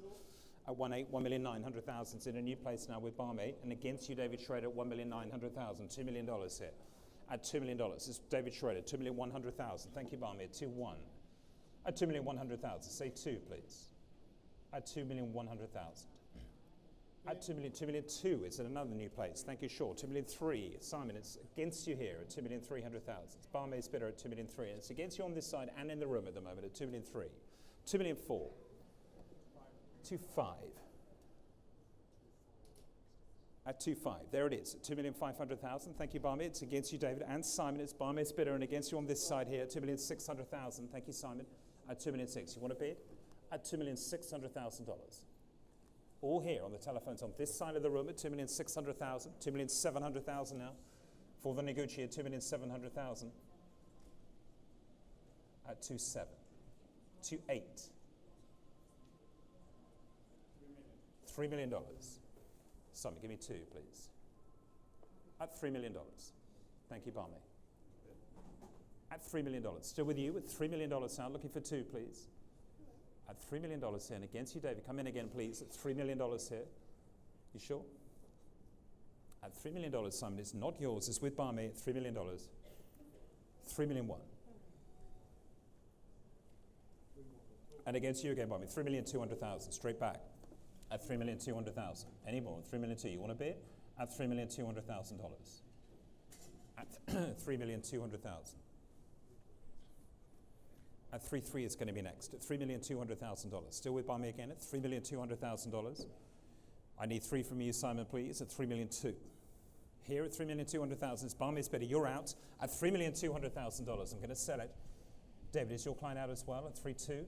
Fair warning, $3,300,000. Thank you.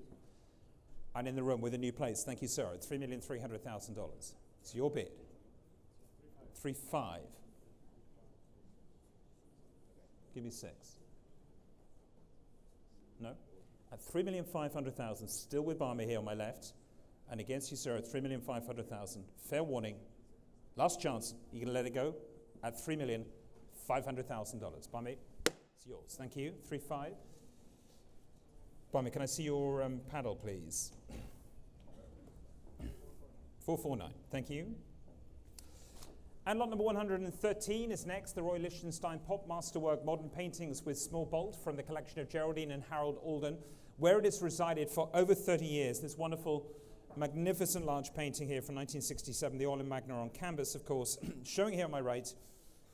And I'm going to start the bidding at 5,200,000, 5,300,000, 5,400,000 now, 5,400,000, 5,500,000, at 5,500,000, at 5,500,000, 5,600,000, at 5,600,000, 5,700,000 is bid at 5,700,000 for Camilla Bettini's bidder now, $5,700,000 here.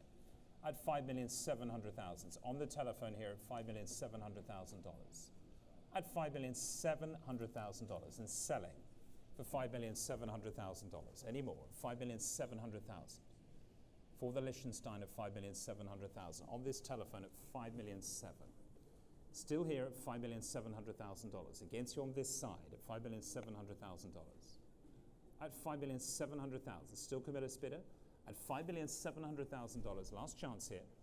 I'm going to sell it at $5,700,000. You want to bid? At $5,700,000. Any more? Selling to Camilla. Last chance at $5,700,000. Camilla, thank you. It's yours. Paddle number 456.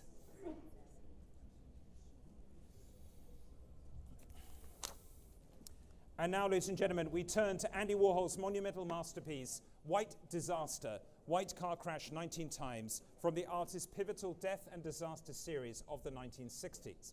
Considered today as one of the most provocative and haunting artistic achievements of the 20th century. Having resided in the same collection for over a quarter of a century, its exhibition here at Sotheby's has marked its first public appearance in more than 15 years. It's showing for you here, the front of the room. Jose, thank you very much indeed, here at Sotheby's. And I'm going to start the bidding at $66 million, at $66 million, $68 million now, at $68 million, $70 million. At $70 million now, $72 million, at $72 million, $73 million, with David Schrader here at $73 million, on my left at $73 million, with you, David, at $73 million now, $74 million in a new place, with Gregoire Bio at $74 million, and against you now, David, at $74 million. Here with Gregoire is $74 million now. Not yours, it's $74 million. Still with you, Gregoire, is $74 million. On this side here, it's $74 million. And against you in the room, it's $74 million now. Still with Greg, it's $74 million, and against you, David. Give me another one, it's $74 million. It's here at $74 million. Thank you, Gregoire, it's $74 million. Against you, David, at $74 million. With Greg still at $74 million, and against you in the room, for the Warhol, it's on this side at $74 million. David, you want to go on? At $74 million, it's Gregoire's bidder. Here it is, it's $74 million, and I'm going to sell it for $74 million with Gregoire Bio, Chairman of Sotheby's Americas, at $74 million. Try another one at $74 million. At $74 million, it's going to go now. At $74 million, it's yours, Gregoire, and selling, of course, here at Sotheby's for the Warhol at $74 million, the car crash painting. Last chance, fair warning, it's yours, Greg, at $74 million. Congratulations. Sold. Thank you very much indeed. Paddle number 476. Thank you very much indeed. And lot number 115, of course, is the remarkable painting by Keith Haring from 1987, inspired by Soho's vibrant street life in New York and the break dancers he would see there every day. This is the first of 3 lots in tonight's sale, coming from the collection of legendary dealer Tony Shafrazi, and I'm starting the bidding here at $2,500,000, $2,600,000, $2,700,000, $2,800,000 now, $3 million now. Thank you, great. $2,900,000, I should say, sorry, at $2,900,000. With you at $2,900,000. At $2,900,000. With Gregoire Bio at $2,900,000. And selling, of course, at $2,900,000, $3 million. Against you, Jackie. I took with Wendy first at $3 million now. In the same sight line, but it's Wendy's bidder at $3 million. Give me one, please. At $3 million now. Still here at $3 million. Thank you very much. Wendy, it's your bid at $3 million. On the back row there on the telephone bank at $3 million. Any more at $3 million? $3,100,000. Thank you, Jackie. Coming in now at $3,100,000. At 3-1. And against you, Wendy, this time. $3,200,000. At $3,200,000. Try 3. At $3,200,000. It's Wendy's bidder, and it's against you, Gregoire, it's against you, Jackie. I'm going to sell it now at $3,200,000. Fair warning, against you all on this side and in the room. Last chance at $3,200,000. Thank you very much. At 437 at $3,200,000. And lot number 116 is the bottom yellow, Joan Mitchell, property from the Kinney family collection. And starting the bidding here, there's the painting of course, and we start at $2,600,000, $2,700,000, $2,800,000 now, $2,800,000 for the Mitchell at $2,800,000, at 2,900,000, $3 million I have in the room. $3 million, I took already, it's in the room, Simon, ahead of you here, at $3 million. Do you want to say 2? $3,050,000. Give me 1, $3,100,000. At $3,000,001 in the room, at $3,100,000. Want to say 50? At $3,100,000. It's the ladies' bid in the room at $3,100,000. Against you here at $3,100,000. Ladies' bid at 3-1. Not yours. At $3,100,000. It's in the room and against you, Kelsey. Lady here seated at $3,100,000. I'm going to sell. Last chance now at $3,100,000. Yours, madam, at $3,100,000. Thank you very much. Paddle 2236. Congratulations. Thank you. And lot number 117 is the first of the 3 works from the prestigious collection of broadcast pioneer and former chairman of the Museum of Modern Art, William S. Paley. First is Morris Lewis's 1962 stripe painting, making its auction debut, and of course following on the heels of some of the wonderful property, the Picasso that we sold on Monday, and of course the Francis Bacon in London in October. And I want to start the bidding here at $2,100,000, at $2,100,000, $2,200,000, $2,300,000, $2,400,000. Thank you. $2,500,000 now. $2,700,000. $2,800,000 now. At $2,008,000. Give me 9. At $2,800,000. On my right here at $2,800,000. Still with you, David, at $2,800,000. And selling at $2,800,000. Here it is. $2,008,000. $2,009,000. I took in the room. Thank you, madam. At $2,900,000. Good evening. At $2,009,000. It's your bid now at $2,900,000. And against you on the telephone, it's $3 million now. Say 1. $3,001,000. $3,002,000. $3,003,000.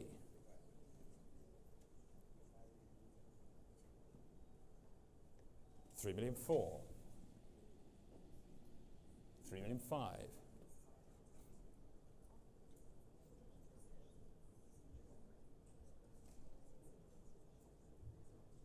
Say another one.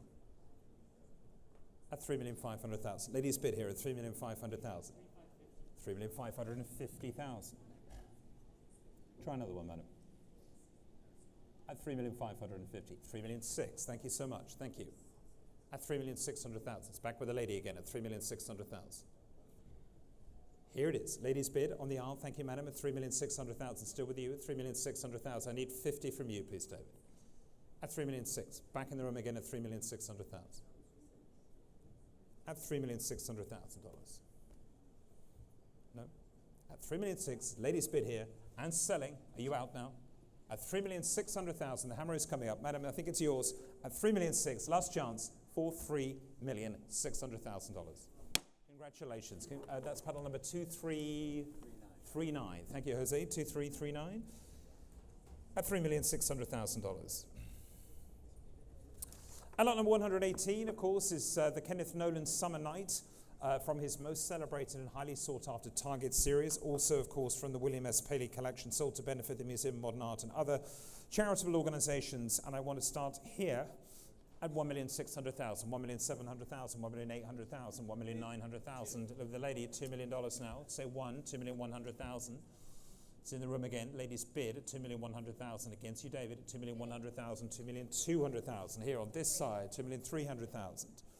At 2,300,000 against you both. Lady here at 2,300,000, 2,400,000, 2,500,000. Give me 6, please. At 2,500,000, 2,600,000. At $2,600,000. Here on the phone with Courtney Kramers and against you here and against you. Also on this side, David, at 2,600,000. Give me 7, please. At $2,600,000 now.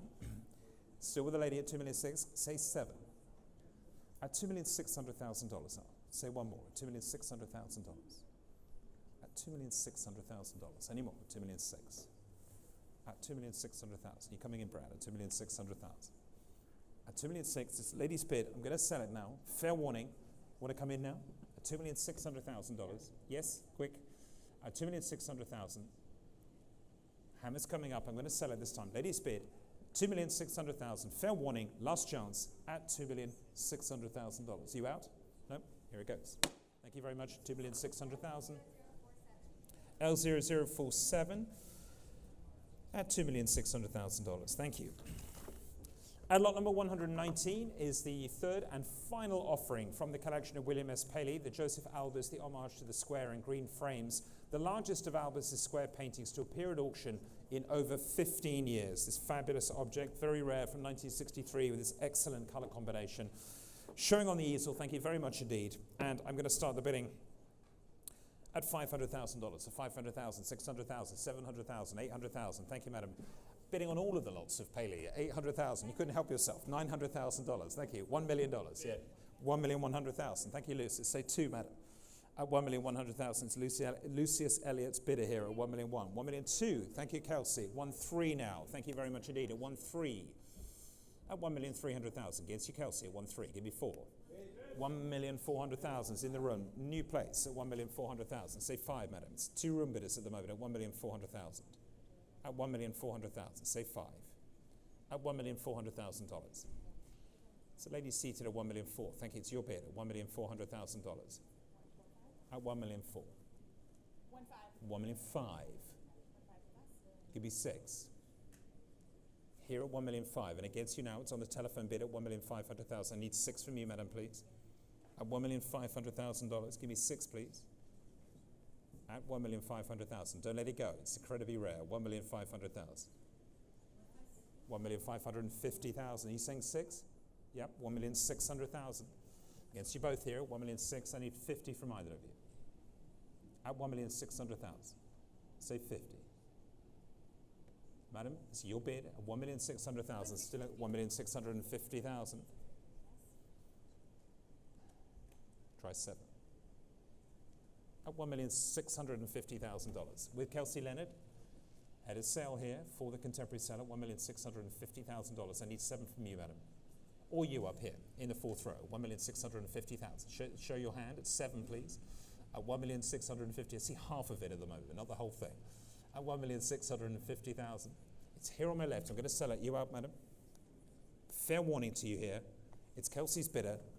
I'm going to sell. Last chance at 1,650,000. Fair warning to you as well.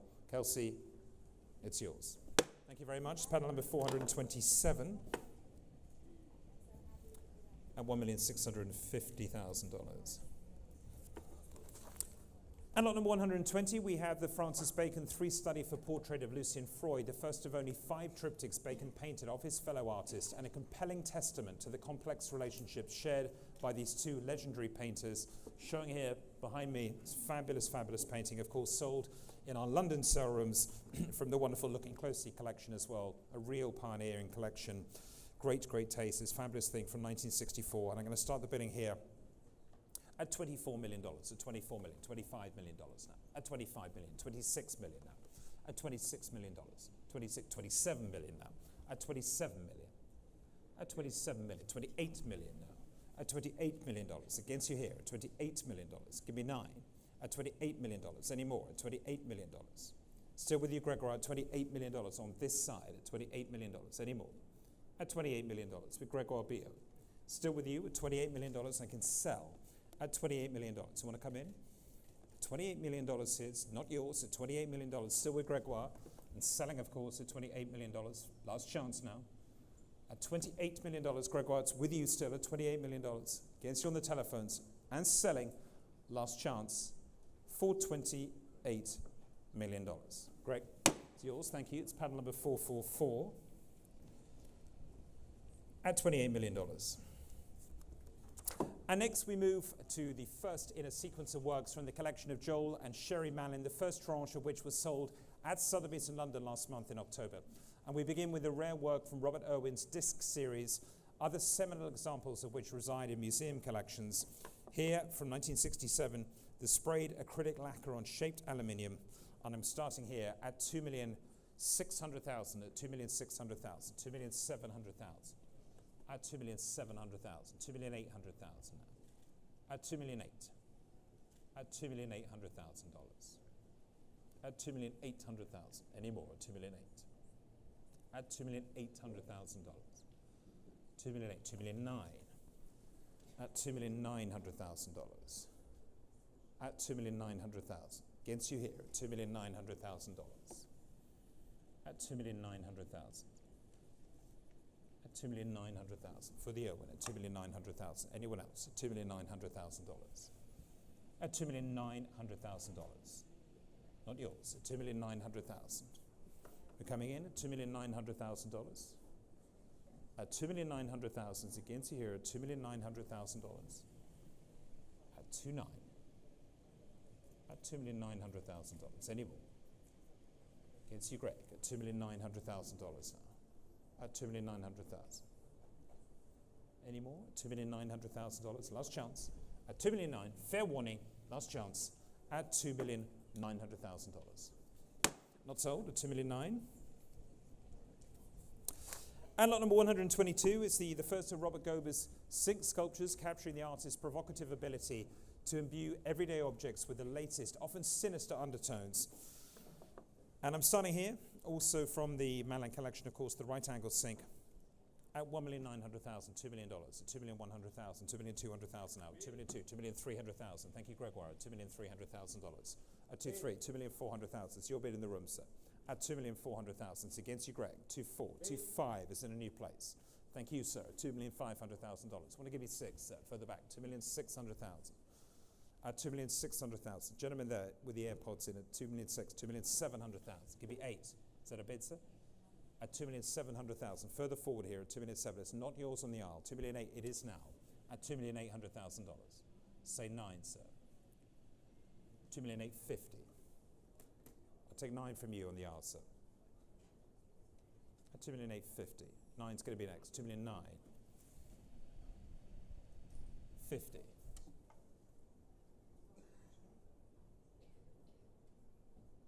At $2,950,000. Gentlemen, further forward here, $2,950,000.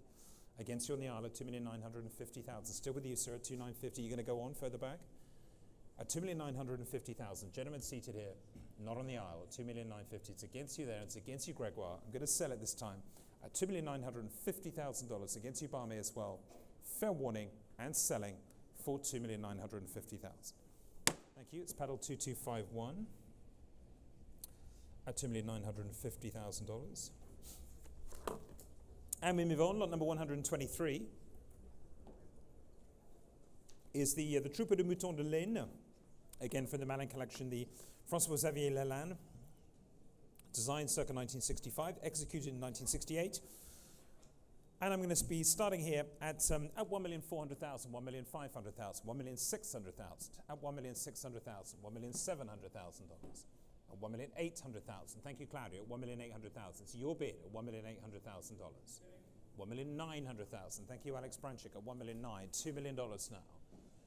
At $2 million. 2,100,000. 2,200,000. Yes. At 2,200,000. There it is. It's with Alex Branchik at 2,200,000. You bidding? At 2,200,000. 2,003,000.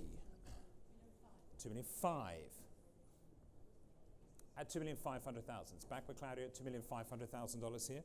On this side at 2,500,000. 2,550,000.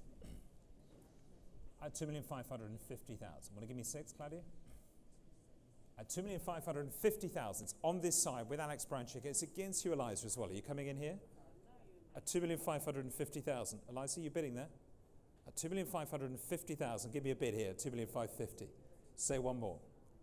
At 2,550,000. It's here on this side. Alex Branchik's bidder at 2,550,000. I need 6, please, from you. At 2,550,000. At 2,550,000. There it is. I'm going to sell it. Fair warning with Alex. Thank you, Alex. For 2,550,000. Thank you very much. Paddle number 484, I think it is. Yes, I think it was. Thanks, Jose. Thank you very much indeed. 2,550,000. Thank you so much. And we move on, of course. Now the second work by Robert Gober, his untitled Man Made Great. Testament to its importance, one other work from the edition resides in an eminent institution, while the other holds the current auction record for the artist.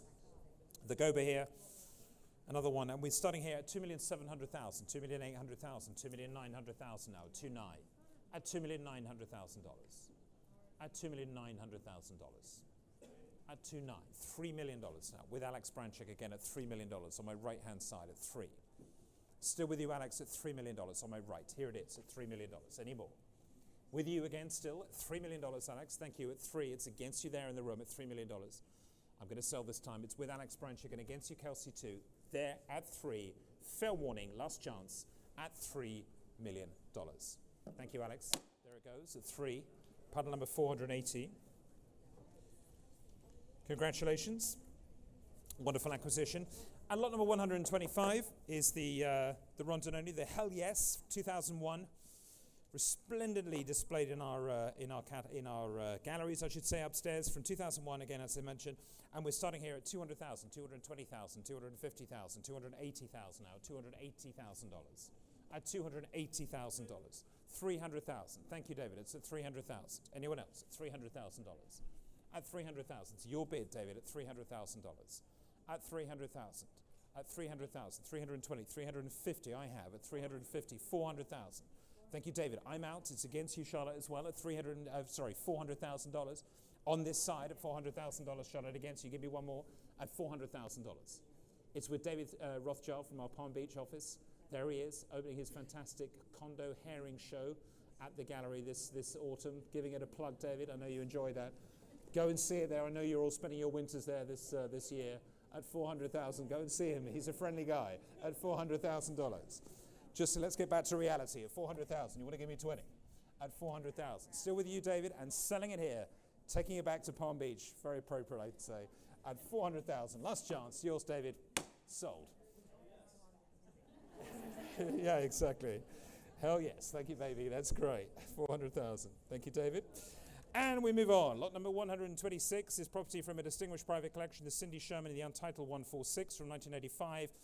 60,000 starts at 60,000, 70,000, 80,000, now 80,000, 90,000, at 90,000. For the Sherman, 100,000. Thank you, Alex, at 100,000. And yours, selling at $100,000. At 100,000, 110. Ahead of you here, 110. It's with Carly, 120,000. Thank you. Your bid in a new place at 120,000. Give me 30, either of you. Ladies bid at $120,000. Carly, do you want to say 30, please? At 130, with Carly Gamson, here she is, 130,000, 140, it's ahead of you, madam, still. 150, thank you so much. 160, plenty of bidding here on the Sherman at $160,000. Are you out, madam, at 160, you sure? It's with Alex Branchick. Carly, you want to come in again here? 160,000, still with Alex Branchick. 170, she's back again at 170,000, can't stay away, 170, why not? 180 is bid again, try 90. It's here at 180 with Alex Branchick. 190. Alex. At $190,000. Against you, Carly, here also at 190,000. It's the lady's bid. I'm selling it here. Alex, fair warning, and selling at 190,000. Thank you, madam. Paddle number 2200. Yep, thank you very much. Lot number 127 is the saxophone image by Jean-Michel Basquiat from 1986. It's a wonderful painting here, large-scale painting, and we're starting the bidding at $9 million, $9 million, $9,500,000, $10 million now, $10,500,000, $11 million with Barmay at $11 million, on the telephone here at $11 million, and selling at $11 million. Any more at $11 million. At $11 million, on my left here with Barmay at $11 million. At $11 million, not yours, sir, at $11 million. Still here at $11 million. Barmay, it's yours. Yes, you've asked very nicely. I'll take $11,200,000 from you. Thank you. At $11,200,000. Do you want to give me 5, Barmay? $11,300,000. At $11,300,000. Against you, Jackie Wachter at this time. At $11,300,000. $11,400,000. At $11,400,000. Give me 5. Here at $11,400,000. Behind me at $11,400,000. At $11,400,000. Say 5. 5 is bid. At $11,500,000. 6. At $11,600,000. 7. 8. At $11,800,000. 9.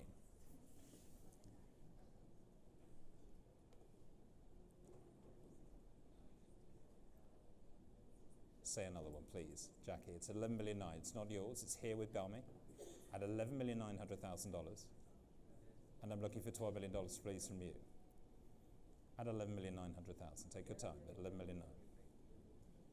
It's a great thing. At $11,900,000. At $11,900,000. Say 12, please. Give me another one. It's here at $11,900,000. It's with Barmay. It's not yours. At $11,900,000. Say one more. At $11,900,000, still behind me now, and I'll wait for your bid. At $12 million, thank you. At 12.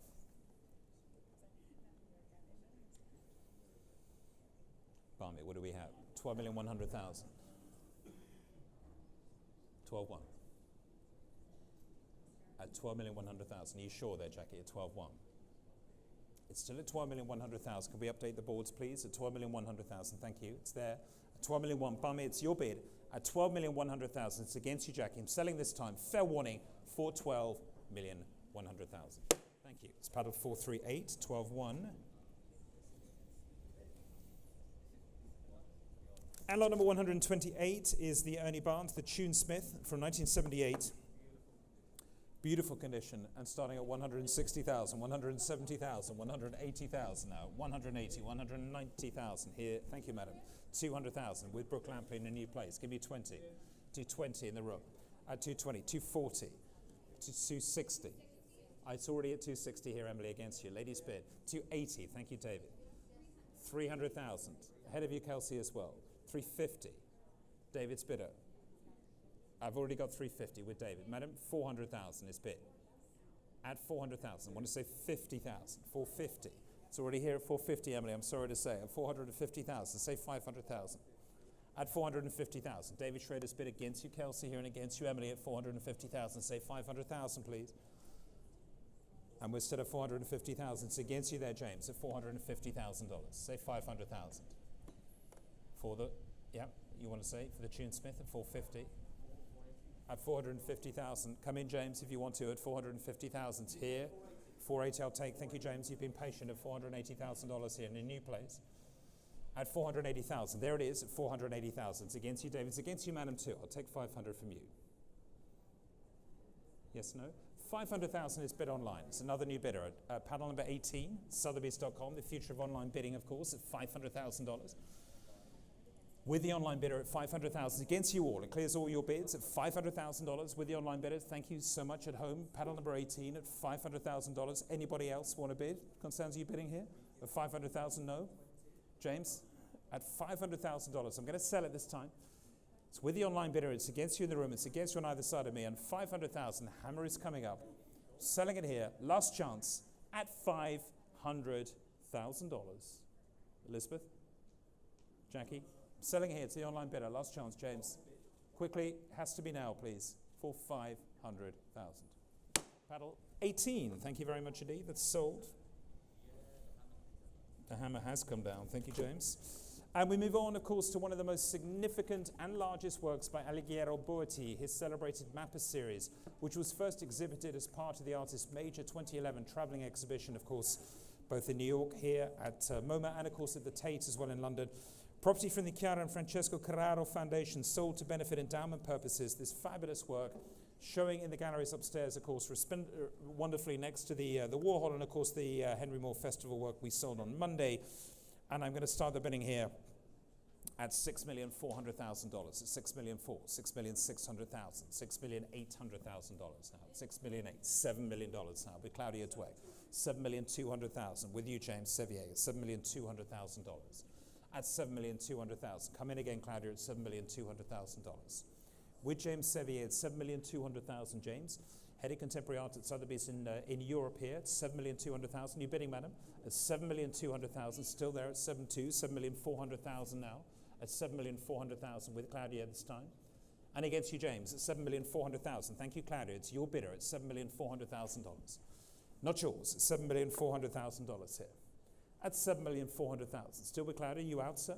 At $7,400,000. Still here with Claudia Dweck at $7,400,000. And selling it here, Claudia Dweck, our resident queen of Italian art, at $7,400,000. Still with you, Claudia. I'm selling it here. It's against your telephone. Last chance at $7,400,000. Thank you, Claudia. It's yours. Can I see your panel number, please? Panel number 432. Thank you. And lot number 130, Eternal Style, a private American collection, the Alex Kax, The Parrot Jungle from 1985. Of course, the artist being celebrated with a retrospective at the Guggenheim here in New York. And I'm starting here at $1,200,000, $1,300,000, $1,400,000, $1,500,000 now for the cats at $1,500,000. At $1,500,000, say six, at $1,500,000, $1,600,000, it's Jackie's bidder. At $1,600,000, on my right here, 1.6. It's with you, Jackie, at $1,600,000. I'm selling it at $1,600,000. Last chance here, 1.6. At $1,600,000, thank you, Jackie Wachter. Last chance, fair warning, and selling at $1,600,000. Thank you, sold. 470 at $1,600,000. Thank you. 131 is the Basquiat, property from the collection of Tony Shafrazi again. As I mentioned, the second of the three works in the sale. The next one is The Wool. Signed and dated in 1983, and I'm starting here at $1,600,000, $1,800,000, $2 million now, $2 million, $2,200,000, $2,400,000 now with David Galprin at $2,400,000. At $2,400,000, David, it's your bid still for the Basquiat at $2,400,000, $2,600,000 now in a new place with Gregoire at $2,600,000. At $2,600,000, say another one of $2,600,000, $2,800,000 is bid. Thank you, Eliza. Here at $2,800,000. Eliza Chapuis here on $2,800,000. Thank you, Eliza. Your bid at $2,800,000. At $2,800,000, $3 million now. Say two. It's behind me at $3 million now. It's back with Gregoire again. Charlie, you want to bid? No, not this time. Next one. At $3 million here, $3 million. Still with Gregoire at $3 million. Say two, please, at $3 million now. Against you, Carly, still also at $3 million. And David at $3 million. At $3 million against you, Eliza. I'm going to have to sell now at $3 million. You out? Last chance, and selling on this side for $3 million. Thank you, Greg. Sold, 442 at $3 million. Thank you, sir. Lot number 132 is the Basel, the Malamund, the Painter's Mouth from 1966, the great early painting here. At the same time as the Fractal Build, here they are, wonderful, wonderful painting, 1966, and I'm starting here At 1,100,000, 1,200,000, 1,003,000. At 1,300,000, 1,400,000. At $1,400,000. At $1,400,000. At $1,400,000. Any more? $1,400,000 now. 1,4. At $1,400,000. At $1,400,000. At $1,400,000. Okay, see that? $1,400,000. Want to come in at $1,400,000? At $1,500,000 is bid. Thank you. At $1,500,000. Against you there. $1,500,000 now. With David Galper again at $1,500,000 and selling at $1,500,000. At $1,500,000, it's your bid, David. Last chance, and selling for $1,500,000. Thank you. 439. Thank you very much. 133 is the final work from this evening's sales of the collection of Tony Shafrazi in New York, the Christopher Wall, the Untitled. It's painting number P326 from 2000. Shown on the screens. There's a detail bled across the screen there for you. And I'm starting here at $1,600,000, $1,700,000, $1,800,000, $1,900,000 now, $1,900,000, $2 million. Thank you, Gregoire, at $2 million. Here on my right at $2 million. Against you there at $2 million. Say another one at $2 million. Still with Gregoire and selling here at $2 million. You bidding? At $2 million here, it's your bid, Gregoire. I'm going to sell it. Fair warning now. It's last chance. To you, Greg. Fair warning at $2 million. Thank you, Greg. It's paddle 412 at 4 million. Sorry, 2 million. And 134 is the Stranger painting by Philip Guston from 1964. Just on the easel here for us. Thank you so much indeed. Large-scale painting here. Signed Philip Guston, titled Stranger, and dated 1964. And I'm going to start here at $900,000. At $900,000, $950,000, $1 million now. $1 million. At $1 million. At $1 million. $1,100,000 now. $1,200,000. Thank you. At $1,200,000 now with Brooke Lampley at $1,200,000. At $1,200,000. No. At $1,200,000. There it is. Thank you. It's with Brooke Lampley and selling it here. $1,200,000. Fair warning. It's your bid, Brooke, and selling at $1,200,000. Thank you. It's yours. Paddle 417. Thank you so much.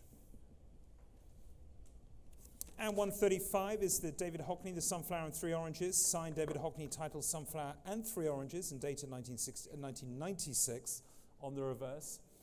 The wonderful painting from the 90s here, the large-scale picture. And I'm starting the bidding here at $2 million. $2,200,000, $2,400,000, $2,600,000 now, $2,600,000, $2,800,000, $3 million now with Nick Dimel. Against you both now, and against you, Jackie, at $3 million here. It's Nick Dimel's bidder at $3 million, $3,100,000. At $3,100,000 against you, Nick. It's still with Jackie Walker at $3,100,000. Alex Branchik, are you bidding or are you just waving? At $3,100,000. It's allowed at $3,100,000. Thank you for coming, madam. Enjoy your dinner at $3,100,000. Thank you for staying, the rest of you, at $3,100,000. At $3,100,000 and selling it here. It's with Nick Dimel at $3,100,000. Any more? At $3,100,000. I'm going to sell this time at $3,100,000. Fair one. Don't you go anywhere either. At $3,100,000. Sell it to you, Nick. Thank you very much. At 3,100,000. Sorry. Thank you very much. At 3,100,000. 401. 136 is the Franz Klein, the Blues Center, the collection of Geraldine and Harold Alden, of course, from 1958, and indeed having been sold at Sotheby's in the legendary Robert and Ethel Skull collection here, the colored Franz Klein, wonderful picture, early work, and I'm starting the bidding here at $800,000, at $800,000, $850,000, $900,000 now, $900,000, $950,000, at $950,000, $1 million is bid here on my left at $1 million, at $1 million, still here at $1 million. On my left at $1 million here. For the client at $1 million. On the telephone here at $1 million. Any more at $1 million. Still with you, Camilla, at $1 million now. On this side at $1 million. Against you here at $1 million. You want to bid? Selling it at $1 million. Still with you at $1 million, Camilla. It's your bid. I'm selling it here. Tatiana, it's against you here at $1 million. You coming in? No. Still at $1 million. I'm selling it here. Fair warning. Last chance at $1 million. It's selling here. It's going to go for $1 million. Thank you very much indeed. It's paddle 456. Congratulations. Thank you. Lot number 137 is the Hans Hofmann, The Golden Glow, from the collection of Geraldine and Harold Alden. again, and I'm wanting to start here at 1,300,000, 1,400,000, 1,500,000 now, at 1,500,000, 1,600,000, at $1,600,000 now, 1,700,000. Thank you, Nick, at 1,700,000. Here on this side at 1,700,000 and selling at 1,700,000. You're bidding there at 1,700,000. So with Nick Dimel at 1,700,000, head of private sales here in New York. It's your bid, sir. Get a sell it. Fair warning at $1,700,000. Thank you, Nick.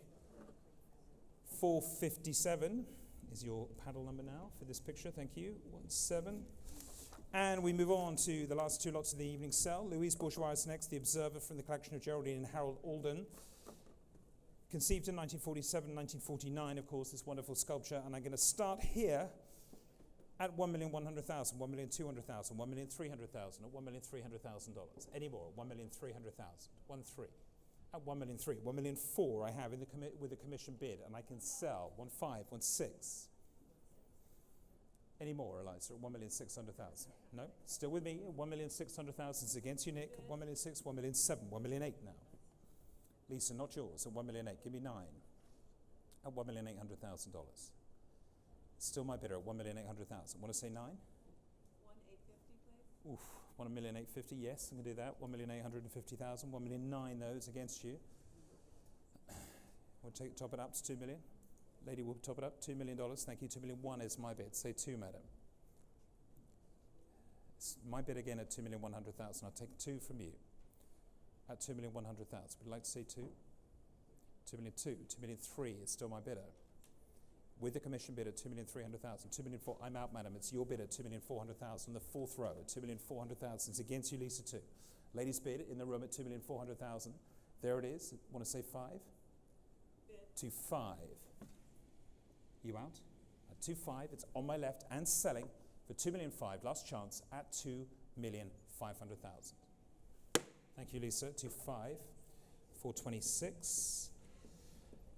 And ladies and gentlemen, we move on to the very last lot of this evening sale, the long-delayed nude, long-delayed sale indeed, by Tom Wesserman. Here it is. And I'm going to start the bidding this picture from 1967 to 75 that will be included in the Tom Wesserman digital corpus published by the Wildenstein Plattner Institute. Thank you to them. And I'm starting the bidding here at $1 million. So 1 million, 1,100,000, 1,200,000, 1,300,000 now, 1,300,000, at 1,300,000. At 1,300,000. Any more? At 1,300,000 for the Wesserman at $1,300,000. At $1,300,000. No? At 1,300,000. Constanzi coming in at 1,300,000. No? At $1,300,000. Any more? At 1,300,000. 1,400,000. At 1,400,000. Last chance for the last lot. Jackie, are we coming in? At 1,400,000. Fair warning, getting her bids for the day sale. At $1,400,000. Not sold. Thank you very much, ladies and gentlemen. That brings us, of course, to the close of the auctions. It's already been a very busy and exciting week in New York, but we hope very much that you'll be able to join us again tomorrow for the Contemporary Day Sale beginning at 9:30 in the morning, highlighted by a recently rediscovered Keith Haring mural sold to benefit the Mount Sinai Hospital, New York, and much, much more. We wish you a wonderful evening. Thank you for your patience. Good night.